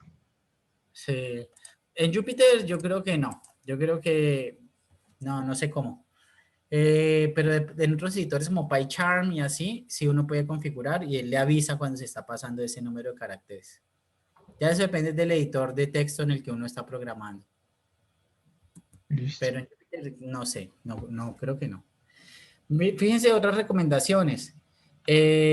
Aquí, si voy a escribir una lista y esta lista es muy larga, entonces también es recomendable usar puede ser lista, diccionario, lo que sea, usar el símbolo que abre la entrada de los parámetros, paréntesis, corchete, corchete cuadrado, y debajo empezar a poner la lista de elementos, ahí sí, ¿vale? Y cerrar con el otro en una línea separada. Aquí abajo no es obligatoria esa indentación, pero se recomienda. ¿Por qué? Porque cuando otro usuario o yo mismo estoy viendo el código, esta indentación me dice que esto hace parte de acá. Esto está en el interior de este bloque. Si yo no veo indentación, puedo creer que son líneas de código separadas. Una línea, otra línea, otra línea, otra línea, y que tal vez cada una hace algo diferente. Entonces me va a tomar 2 miradas o 3 entender qué es lo que está pasando. ¿Vale? Ese es el objetivo de las guías de estilo. Como les digo, no son obligaciones, pero son recomendaciones fuertemente sugeridas porque la mayoría de programadores de alto nivel pues se adhieren a ellas. Fíjense aquí este uso de indentaciones también. Se hace una operación matemática como es muy larga y la línea me queda inmensa, entonces mejor la parto por líneas, arrancando siempre con uno de los signos. Más, suma o resta, y aquí pues voy poniendo las otras cantidades. Otras, por ejemplo, que el uso de los espacios en operaciones matemáticas largas. Entonces, las multiplicaciones sin espacio y las sumas y las restas con un espacio para que sean más fáciles de entender a simple vista. Si yo pongo todo pegado, Python lo entiende, pero para los humanos, entonces, se demora más, ¿vale? Otras sugerencias que traen las guías de estilo, por ejemplo, cómo utilizar, a ver, ¿dónde están? Las líneas en blanco, las líneas vacías. Dice que cuando ustedes estén definiendo clases, que eso lo vemos de hoy en 8 días, las clases son la manera de generar objetos. Entonces ya hemos visto así como tangencialmente que cuando uno crea algo que es un objeto, ustedes le ponen el punto y después del punto le sale una serie de opciones. Y esas opciones son los métodos y los atributos de ese objeto. Por ejemplo, un perro y una jirafa son 2 animales de 2 especies distintas y cada uno de ellos es capaz de hacer cosas distintas y además tiene unas características distintas. Atributos y métodos. Atributos son características del objeto, métodos son cosas que ese objeto es capaz de hacer de acuerdo a su naturaleza, a su especie, digamos, ¿sí? Entonces las clases es cuando uno define una nueva especie. Voy a inventar el ornitorrinco y voy a darle estas propiedades y voy a permitir que los ornitorrincos sean capaces de hacer esto, esto y esto. Cuando ya trabajando en Python, yo creo un objeto de la clase ornitorrinco, él inmediatamente nace con todos esos atributos y esos métodos a su disposición. ¿Listo? Para que tengan una idea. Entonces, el caso es que cuando yo estoy programando con clases, debo rodear con 2 líneas vacías las clases y las funciones de más alto nivel dentro de la clase. Entonces, ahí dejo línea y línea vacías para que esos bloques queden bien separaditos. Pero ya dentro de una clase para definir los distintos métodos, utilizo una sola línea vacía. También si no estoy trabajando con clases, sino normal, escribiendo varias funciones porque luego las voy a usar, entre función y función dejar una línea vacía. ¿Listo? Estas cosas son, uno dice, no, pues eso es como lógico, yo ya lo hacía más o menos así, pero como uno no sabía que la gente se había puesto de acuerdo, entonces uno a veces dejaba una línea, 2 líneas o 3, como a uno le parece más ordenado. Por ejemplo, una con la que yo sufro es cuando tengo que definir varias variables, consecutivamente, digamos, en línea, una detrás de otra. Por ejemplo, que hay que poner la variable A igual a 1, la variable carro igual a rojo, la variable S igual a, perdón, rojo no es nada, pongámoslo así. La variable S igual a bueno, otro string, ahí 3 variables las estoy definiendo consecutivas. A mí en particular, estéticamente, me cuesta trabajo ver esto así, me parece desordenado y tengo la tendencia a dejarlas alineadas por el tabulador. Aquí me puse el tabulador, pero en fin, así. La guía de estilo dice que esto no. La guía de estilo dice que para el ojo humano es más natural leer las cosas cada una en su propia indentación. Entonces, que sugiere dejar solo un espacio vacío y otro antes del igual, antes y después del igual. No forzar alineaciones metiendo espacios vacíos innecesarios. Pero son recomendaciones. Si uno no las sigue, no pasa nada, ¿vale? No lo van a multar. No van a ir la policía de Python a multarlo.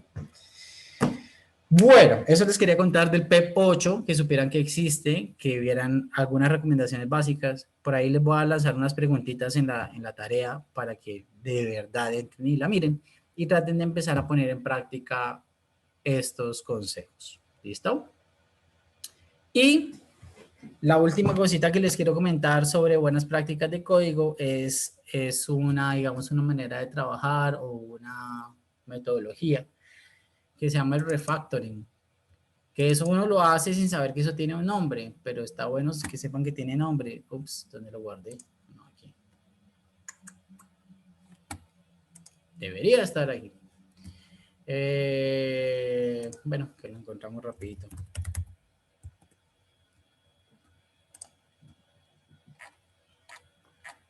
Esta me gusta. Save image as, archivo de clase. Ajá, guardémoslo aquí. Dentro de materiales. Podía abrirlo aquí. Listo. Esta técnica del refactoring, como les decía antes de irnos al descansito, es una técnica de cómo reestructurar el código a medida que yo lo voy trabajando. Entonces, la manera de trabajar sobre los códigos no es esperar que uno de entrada ya haga 58 líneas o 1200 y tiene que funcionar, sino que uno de manera progresiva, ¿sí? Uno de manera progresiva, dividir el código en sus partes lógicas y tratar de resolver cada problemita por separado para luego concatenarlos. Eso es la mejor manera de trabajar. Yendo a cosas más puntuales, aquí está escrita una propuesta del ciclo de refactoring que dice, primero que todo, haga un notebook hasta que le funcione. Haga que esa vaina funcione de alguna manera. Así la solución no se vea elegante y sea excesivamente larga. Luego, ya le funcionó. Deje eso ahí tranquilito, quieto. Hagamos una copia del notebook y vamos a meterle mano a la copia. ¿Listo?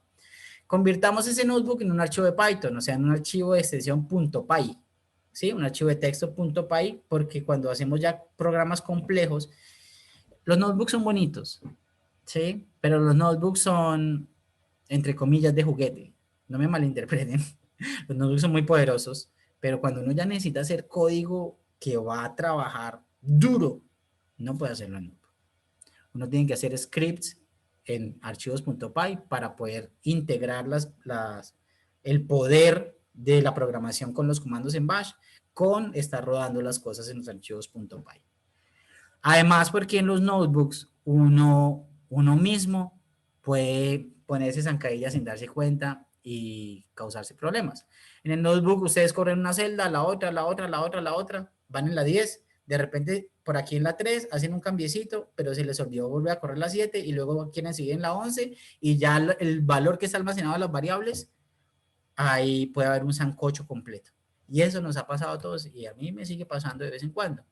Entonces a todos nos pasa porque los notebooks son muy interactivos, lo cual es bueno para códigos relativamente sencillos o para desarrollar las ideas. Cuando ya están funcionando y voy al código de verdad, no hay nada como escribir un archivo .py, porque ustedes lo mandan y esperan. Si el código está bien, va a ser todo bien, sin correr el riesgo de estarlo cambiando interactivamente y perder la trazabilidad de esos cambios que hicieron por estar en un entorno interactivo. ¿Vale? Además que más difícil, no se puede integrarlo con las rutinas de bash, que son las que les van a permitir automatizar tareas. Entonces convertimos esto en un archivo de Python, dice remover los prints, porque uno pues cuando está probando tiene muchos prints para ver si en cada parte del código está obteniendo como lo que espera más o menos. Luego dice, este término es bien gracioso, dice hacer una lista de los olores del código, Entonces vengan, les cuento de qué se trata de esos olores. En español tiene un nombre más chistoso, se llama la hediondez del código. ¿Qué tan hediondo está el código? A ver, ¿dónde estás? No está aquí. Está aquí. Aquí. La hediondez del código. ¿Qué tan hediondo es un código? La hediondez del código es hacer una lista una evaluación de dónde están las posibles, dónde el código es susceptible a estar mal escrito para poder atacar esa parte y mejorarlo. Por ejemplo, hediondeces típicas de un código. Darse cuenta que dentro del mismo código grande hay pedacitos que yo los copié y los pegué varias veces, porque intentaba hacer ese cálculo varias veces. Pésima idea. El día de mañana me doy cuenta que tiene una constante mal, voy y la cambio, pero la cambié en 9 lugares y en el 10º lugar no la cambié. Todo mal. Entonces, cuando yo veo que estoy reutilizando algo, lo que hago es una función. De esa manera, si veo que hay que hacer un cambio, lo hago en la definición de la función y con eso se me actualiza en todo el código. ¿Cierto? Entonces, código duplicado, mala idea.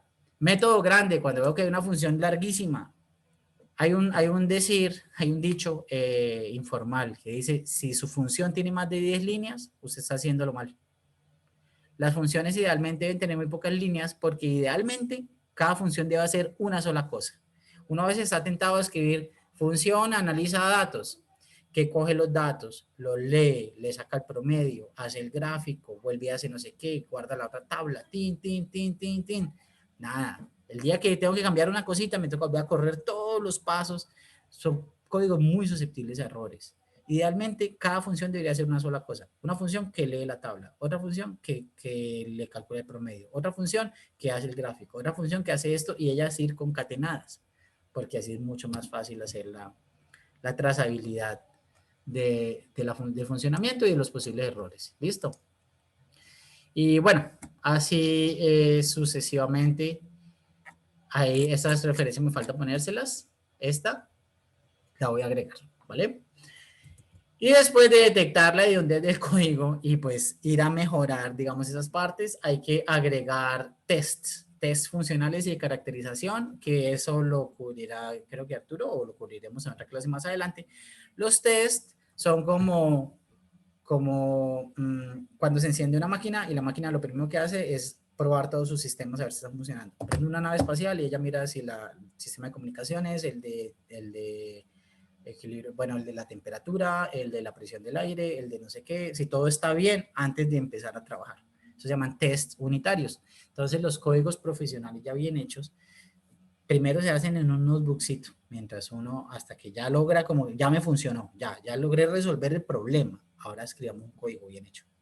Entonces al final, las etapas finales se agregan esos tests para asegurar que el código, cuando él se arranca, él primero evalúe que cada una de sus partes está haciendo lo que tiene que hacer correctamente. Y ahí sí, entonces se manda a la tarea. ¿Por qué? Con el paso del tiempo, los códigos no son cosas estáticas, no son como un libro, que uno escribió el libro, lo publicó y Don Quijote de la Mancha es el mismo de hace, ¿cuánto? No sé cuántos años, de 400 por ahí. Bueno, Don Quijote de la Mancha es el mismo libro de hace varios siglos, ¿sí? Eso no ha cambiado. Puede ser que le modernicen de pronto un poquito el lenguaje porque hay cosas que ya no se entiendan, pero en esencia no ha cambiado. Los códigos no, los códigos están en evolución permanente, si es un código que se sigue usando porque uno se da cuenta que lo puede mejorar, ¿sí? Por eso en ese gráfico ustedes ven una ruedita. La ruedita quiere decir, hago todos esos pasos y vuelta a empezar, y vuelta a empezar, y vuelta a empezar. Entonces, eso es el mantenimiento del código o el refactoring, en el cual vamos mejorándolo, todas las partes que son susceptibles de mejoras. O cuando se le agregan nuevas partes. Ay, no, ahora quiero que, además de funcionar con tablas de Excel, también sea capaz de funcionar con tablas .csv. Entonces, le agrego una nueva función. Pero ahí va a ser importante checar que todas las otras partes no se hayan visto afectadas, por eso que yo agregué. ¿Listo? Ese es el concepto de refactoring, para que lo tengan presente, manejen la terminología. Y listo, ahora sí vamos a la parte, digamos, que todo el mundo estaba esperando, que es NumPy, ¿listo? Entonces voy a hacerles un viajecito del NumPy en 15 minutos y acabamos cuando falten 10. Acabamos para cerrar con calmita. Ahí hay un notebook. Venga, vamos a hacer este slide rapidito, este otro. Porfis, vayan a slide, código 19721. ¿Sí? Mientras van entrando, entonces yo les digo, yo subí un archivo bien completo en NumPy, que les da un viajecito así como por todas las características más importantes de NumPy, y lo pueden hacer ustedes mismos, ustedes mismas, yo creo. Entonces voy a hacer como un viajecito saltando por algunos puntos interesantes de de esa información y luego ustedes lo revisan todo en detalle, ¿vale? Y acuérdense que el viernes tenemos horario de consulta. Este viernes que pasó, tuvimos 2 personas, Cristian y Jennifer, y estuvo muy bacano, estuvo muy interesante. Entonces aprovechen ese horario que hay, así no tengan algo específico de preguntar, vengan, vengan a chismosear a ver que otra persona trae algo, y si no, pues ahí abrimos un ejercicio, nos ponemos a mirar y aprendemos cosas. Yo también aprendo ahí con ustedes. Bueno, entonces vamos a llenar este poll rapidito, esta encuesta. Evalúe su nivel de conocimiento en un país de 1 a 5 estrellas. 1 estrella es que no sé nada, ¿listo? Porque no hay 0. Es 1 estrella es que no sé nada. 5 estrellas es que soy re pro. 22 votos. 26, vamos, vamos. Tenemos 42 participantes en la sala. Abstencionismo del ¿cuánto? Como 30%, muy alto, muy alto. Listo, por ahí está bueno, vale. Entonces, mucha gente, pues, digamos, la mitad del salón tiene un conocimiento intermedio en un país. Eso está bueno. Otras personas son iniciantes, no problem. El notebook les va a dar cosas a los intermedios también, estoy seguro. Y a los iniciantes el notebook los lleva de la mano desde el principio, así que no se preocupen. Y tenemos algunas personas que ya tienen bastante experiencia. Porfa, ustedes nos ayudan, ¿listo? Nos ayudan a los demás también a aprender cosas nuevas. Vale, gracias. Y ahora vamos con la segunda pregunta. ¿Alguna duda, alguna cosa específica en un país que ustedes se han preguntado cómo se podrá hacer esto? Solo para tenerla en cuenta por ahí a ver si surge la respuesta a esa duda a lo largo de los ejercicios propuestos. La pregunta puede ser, ¿qué es? ¿Alguna duda en un país? Sí, ¿qué es eso? Trabajo con tensores, oh my God. Data frames, no, los data frames se trabajan con pandas. Vamos a ver si podemos dedicar un poquito de pandas, valdría la pena. ¿Qué es? ¿Qué es un país? Eso estaba buenísima esa pregunta. Todos la tuvimos. Los archivos NPy van a aparecer en el notebook. Vamos a ver si los alcanzo a mencionar. Si no, en el notebook ahí están, les cuento. Resolver integrales con NumPy, claro, se puede. Eso no lo tengo en el notebook, entonces está bueno que pregunten. Funciones que reciben como argumento una matriz. Claro, fíjense la que cuando calculamos la gaussiana bidimensional, se le tocaba pasarle una coordenada X o Y, pero en vez de pasarle una coordenada X y Y, le pasé una matriz de coordenadas X y una matriz de coordenadas Y, y la función trabajó con las matrices de una. La librería por defecto que usan los data scientists, una de ellas con seguridad, más las otras que mencioné antes, Pandas, Matplotlib, SciPy, y por ejemplo TensorFlow para la gente que hace ya Machine Learning. Manejo de tensores, no, pues ahí sí no estoy familiar, pero bueno. De pronto ustedes mismos se responden por el camino y nos cuentan. Si le paso un arreglo en NumPy a una función de Python, obtengo otro arreglo en NumPy, sí. De nuevo, lo que nos pasó con la gaussiana fue eso. Si le hubiera pasado un número X, un número Y, me hubiera dado un número Z. Como le pasé un arreglo de números X y un arreglo de números Y, que tienen que ser del mismo tamaño para que él pueda emparejarlos, me dio como resultado un arreglo de números Z. ¿NumPy con Julia? No, ni idea. Yo no sé nada de Julia, solo Python y pues yo creo que NumPy es de Python. No sé si las bibliotecas de Python se pueden importar en Julia. Si alguien sabe, wow, sería interesante escuchar. ¿Diferencias con pandas? Todas. El objetivo de pandas es otro. Algunas cosas se podrían hacer con cualquiera de las dos, pero hay cosas para las que está hecho uno y el otro no. Aunque Pandas absorbe mucho de NumPy en realidad. La diferencia básica es que Pandas está hecho para trabajar con data frames, mientras en NumPy trabajamos con arreglos que son matrices. En Pandas esas matrices se van a poner dentro de un data frame, es decir, vamos a tener también columnas, pero además esas columnas pueden tener nombres. Y voy a poder revolver en las columnas datos de diferentes tipos. Por ejemplo, una columna que sea nombres. Segunda columna, edad, números. Aquí strings, aquí números. Esta se llama nombres y esta se llama edad. Entonces yo puedo acceder a las posiciones dentro del data frame con los nombres de las columnas o con las posiciones. Mientras que en NumPy leo en la matriz, pero no puedo ponerle encabezado a las columnas. Y además todos los elementos de la matriz tienen que ser del mismo tipo, ¿no? Del mismo tipo de variable. Todos flotantes, por ejemplo, o todos strings.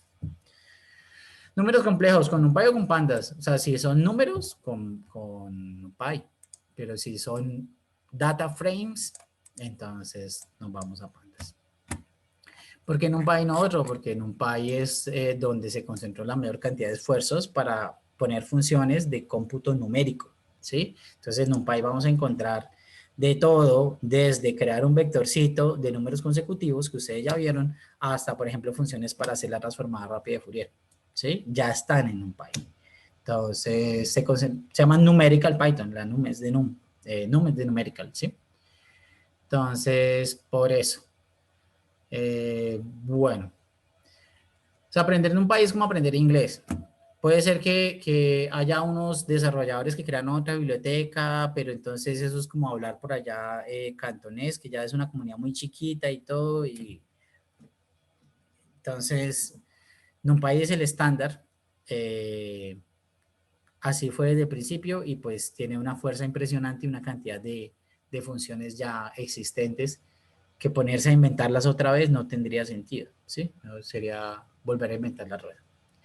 Operaciones de cálculo vectorial, o sea, como por ejemplo gradientes, rotacionales y esas cosas, sí, se puede porque yo puedo, los vectores los podemos representar a través de sus componentes. Entonces, así como las coordenadas X y Y, yo hice una matriz con todas las X y otra con todas las Y, podría ser un vector de componentes X, Y y Z, hago una matriz que tiene todas las componentes X de los vectores, otra matriz con todas las Y y otra con todas las Z. Y trabajo con esas tres matrices y yo lo puedo programar de una manera inteligente para que el resultado de esas operaciones sea el resultado de la operación que yo quería hacer con el vector. ¿Sí? Entonces hago la operación sobre la X, la Y y la Z para tener el resultado que yo quería hacerle al vector. Análisis de datos, total, eso es lo que vamos a hacer. Bien, gracias, me quería escucharlos y comentar. Listo. Vamos a pasar por este notebook sin demasiados detalles, porque la gracia no es que terminemos la clase con una ametralladora, sino ustedes van a tener el material y pueden revisarlo con calma. Entonces, las cosas chéveres que les quiero contar sobre NumPy. Este archivo ya ustedes lo tienen disponible en la página de la clase, ¿vale? Entonces, NumPy, muy potente para trabajar con arrays, o sea, con arreglos de números, que pueden ser vectores o matrices, pero esas matrices pueden ser multidimensionales, ¿sí? No tienen que ser solamente filas y columnas, sino que yo puedo tener filas, columnas y niveles. Entonces ya tengo un arreglo tridimensional, o puedo tener arreglos cuatridimensionales. Entonces accedo con una cuarteta de números, la fila, la columna, el nivel, y tocaría ponerle nombre a esto. Pero podría tener 4 coordenadas distintas y todas sus combinaciones posibles, iría a un array cuatridimensional. Pero no quiero trabajarlo aquí, sino que quiero trabajarlo en el notebook por si quiero correr algo. Porque ahí está el HTML exportado. Sí, aquí... pero mentira, eso ya está. Un segundito. Aquí.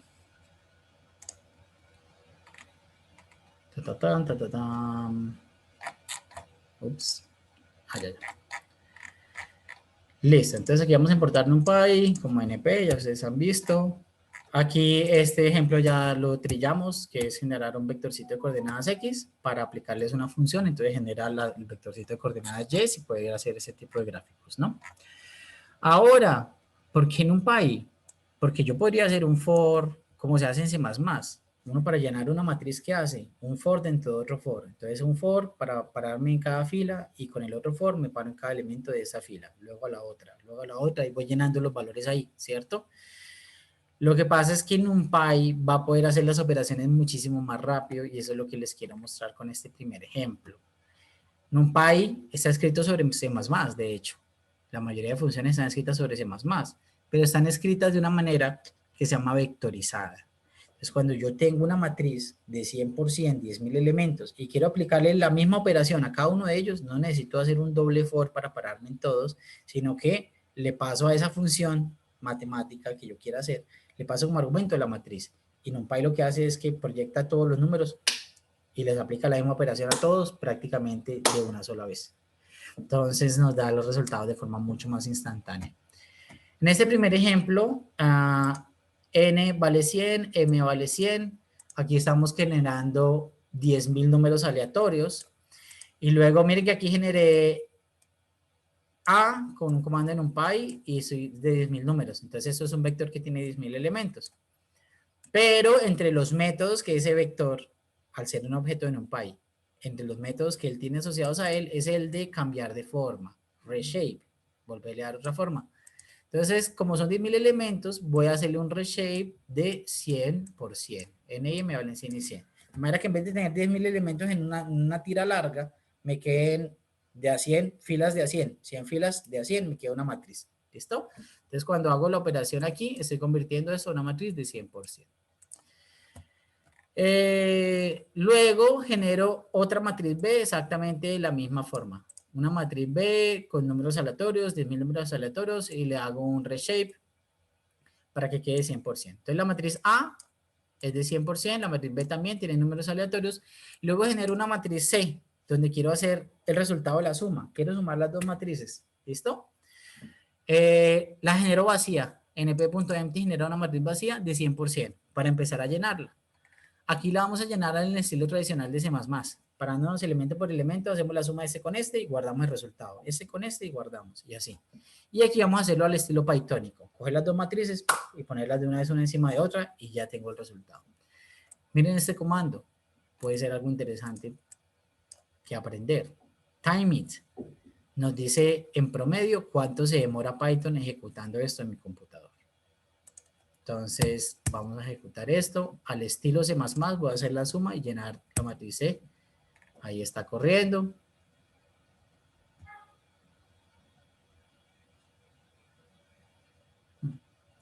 Listo, dice que se demora 10.4 milisegundos con un error de 1 milisegundo, más o menos. Cuando yo uso el timeit, Python rodó esta vaina a 700 veces. 700 veces para sacar un promedio, porque no siempre se demora exactamente igual, ¿sí? Y ahora vamos, entonces 10.4 milisegundos, ¿vale? ¿Qué pasa cuando hago la operación aprovechando la naturaleza vectorizada en NumPy?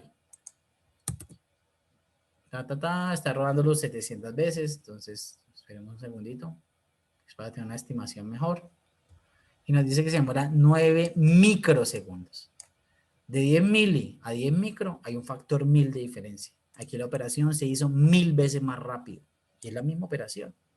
¿Sí?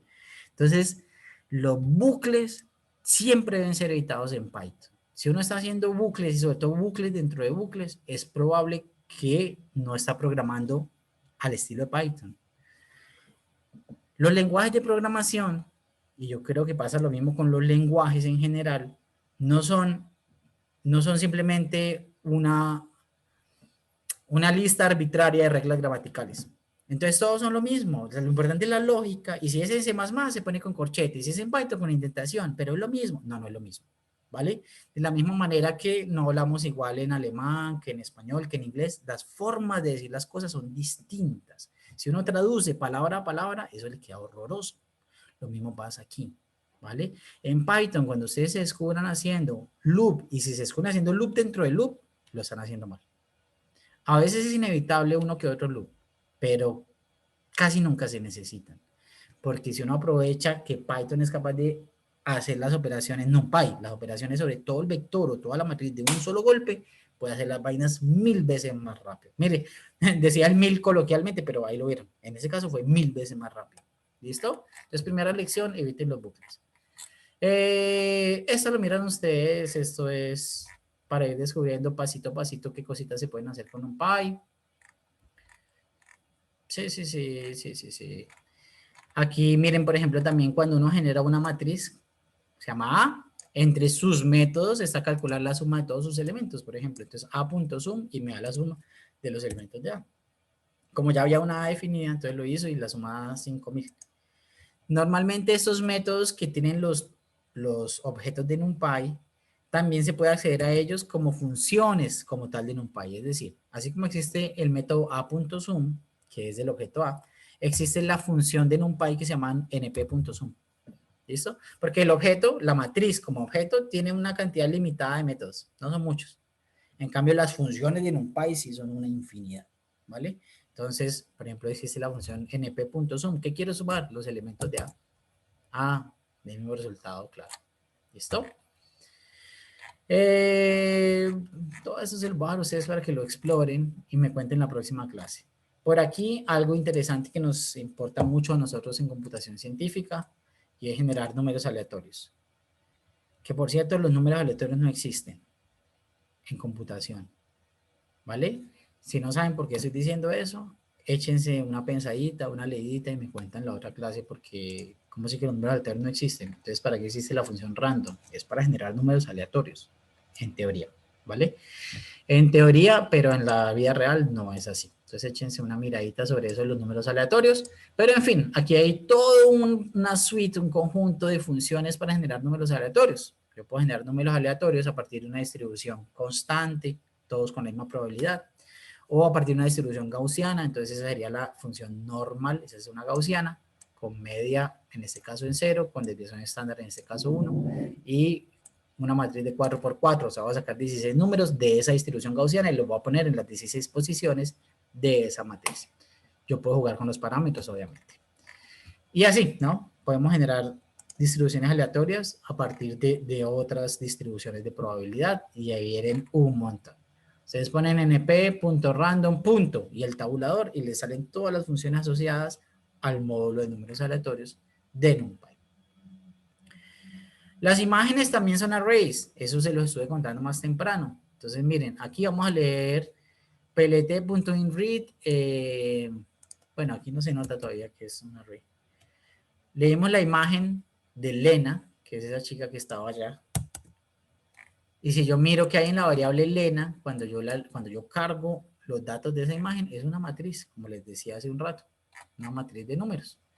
Pero si yo tengo esa matriz de números y yo la quiero visualizar, entonces ya vimos, hoy ya hicimos ejemplos con este comando, ¿no? plt.inshow, y ahí está. ¿Vale? Entonces una matriz donde cada casilla de esa matriz tiene un número, y ese número es una intensidad luminosa. Entonces yo puedo verlo como números, como estaba ahorita todo el rayo de números, o puedo ver su visualización con el comando plt.inshow. Indexado, ¿cómo se accede a los elementos de los arrays? De la misma forma que se accede a los de las listas, las tuplas, etc. También se puede hacer el slicing, que es coger desde aquí hasta aquí de tanto en tanto. Se los dejo para que lo miren ustedes. Y déjenme ver si hay alguna otra cosa así como muy interesante y diferente que yo les quiera mostrar. Bueno, eso del broadcasting. En general, para que Python pueda hacer una operación entre dos arrays, ellos tienen que tener el mismo tamaño. Para que pueda superponer uno sobre otro y hacer la operación elemento a elemento. Por ejemplo, si ustedes tienen dos matrices y las multiplican, no va a ser multiplicación matricial de suma fila por columna. Si ustedes hacen la multiplicación normal con asterisco, Python lo que va a hacer es superponerlas y multiplicar los correspondientes con su vecino de la otra matriz. ¿Sí? Y el resultado va a ser otra matriz del mismo tamaño. Si ya quieren multiplicación matricial como tal, también hay una función para eso, por supuesto. Y eso del broadcasting es... Python a veces es flexible. Él trata de ser inteligente para facilitarle la vida a uno. Por ejemplo, si esta matriz tiene 4 filas, 3 columnas, y le digo que se sume con este vector que solo tiene 3 elementos, man dice, bueno, así en principio no puedo, porque los voy a superponer y no tienen el mismo tamaño. Pero como este tiene justo 3 y este también, debe ser que esta persona quiere que yo lo replique, y eso es lo que él va a hacer aquí. Este como solo tiene 3, pero coincide con 3 de acá, entonces lo replico hacia abajo 4 veces, y la suma que voy a obtener es la de estos dos, como si fueran estas dos matrices, que ahora sí son del mismo tamaño. Para darles una idea, nada, y al final llegan al manejo de archivos cuando pasen por todo este material, pero en el manejo de archivos yo ya se los ejemplifiqué con otros casos, entonces aquí van a reforzar al mirar este ejemplo. Yo les puse en la página de la clase de hoy link a estos archivos, ustedes los tienen, así que ustedes los van a poder bajar en su computador y van a poder rodar estos ejemplos y tratar de hacer estos ejercicios. Leyendo datos desde una tabla, hacer un pequeño análisis, un gráfico, volver a almacenar los resultados en otra tabla. Y aquí de tareita, para que no es la tarea oficial, o tal vez si lo sea, voy a pensar, pero aquí no está resuelto, está propuesto es otra tabla, una tabla que es sobre las propiedades de unos vinos en Italia. Y, mentiras, sí, sí, es en Italia, pensé que estaba inventando. Una tabla con unas propiedades de unos vinos y leer esa tabla para tratar de analizar las filas y columnas de esa tabla y responder a una serie de preguntas que están aquí. ¿Listo? Ese es el material. Yo creo que con lo que les he contado y con lo que ya habíamos hecho en ejercicios anteriores, ustedes están en capacidad de ir por ese material de forma autónoma y donde se encuentren cualquier dificultad, al Mattermost. ¿Listo? Caen al Mattermost de una, dejan la pregunta. Nos vemos también el viernes. Ya saben, 2 de la tarde hora de Colombia, de 2 a 4 hora de Colombia, o sea, de 3 a 5 hora en Venezuela. Y bueno, pues era eso. No sé si tienen alguna pregunta que quieran hacer importante. Tenemos 4 minutos.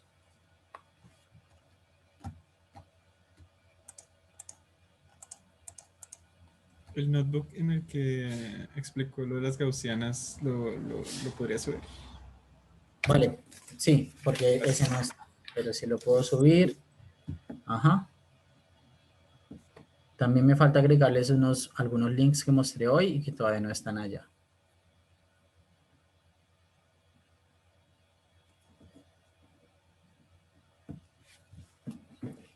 Bueno, ¿algo más que quieran comentar?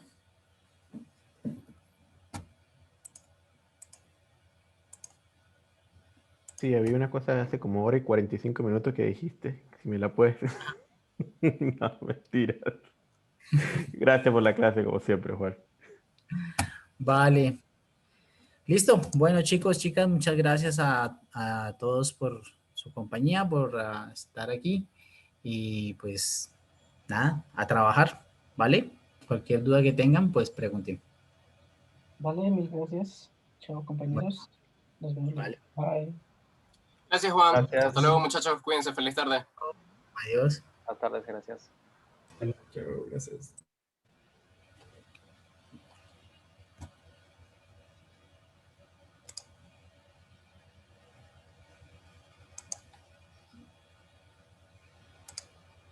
Hola Juan, buenas tardes. Hola. Una pregunta, ¿en dónde van a estar las tareas oficiales? ¿En dónde las puedo encontrar? Están en un repositorio. A ver, te muestro. ¿No estuviste en la clase anterior? No, no estuve, pero la estuve viendo y me faltan unos minuticos. Sí, no, es importantísimo que la veas porque ahí explicaron, ahí Arturo le explicó exactamente dónde, espero me estoy buscando uno de esos repositorios para mostrarte.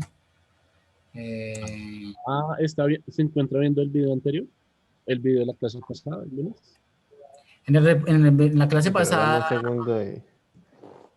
en la clase pasada Arturo mostró exactamente sí, a dónde. pero ya que estás ahí, quédate para dártelo. Sí, exacto. Vale, muchísimas gracias. Bueno, en genérico, estoy en el chat del Zoom. Está la clase, como dice Juan. Y... Yo voy a proyectar en pantalla el repositorio. Perfecto. Y ahí está el repo más abajito escrito. Repositorio, ejercicios y tareas. Tengo que refinar ¿Qué es eso.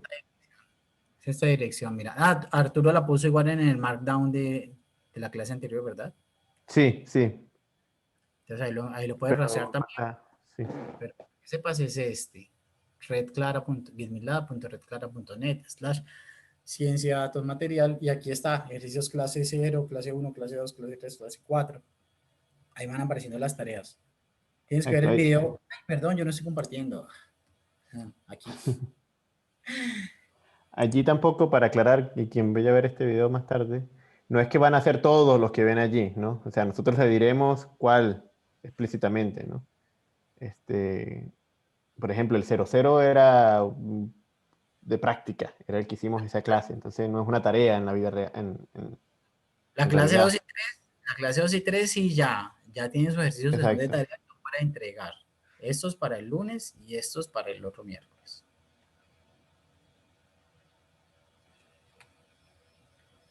Bueno, 4 en punto. Listo. Entonces voy a cerrar por aquí. Hasta luego y que tengan Chao. buena. Chao. Buenas noches, Arturo. Arturo, ya buena noche. Sí. Chao.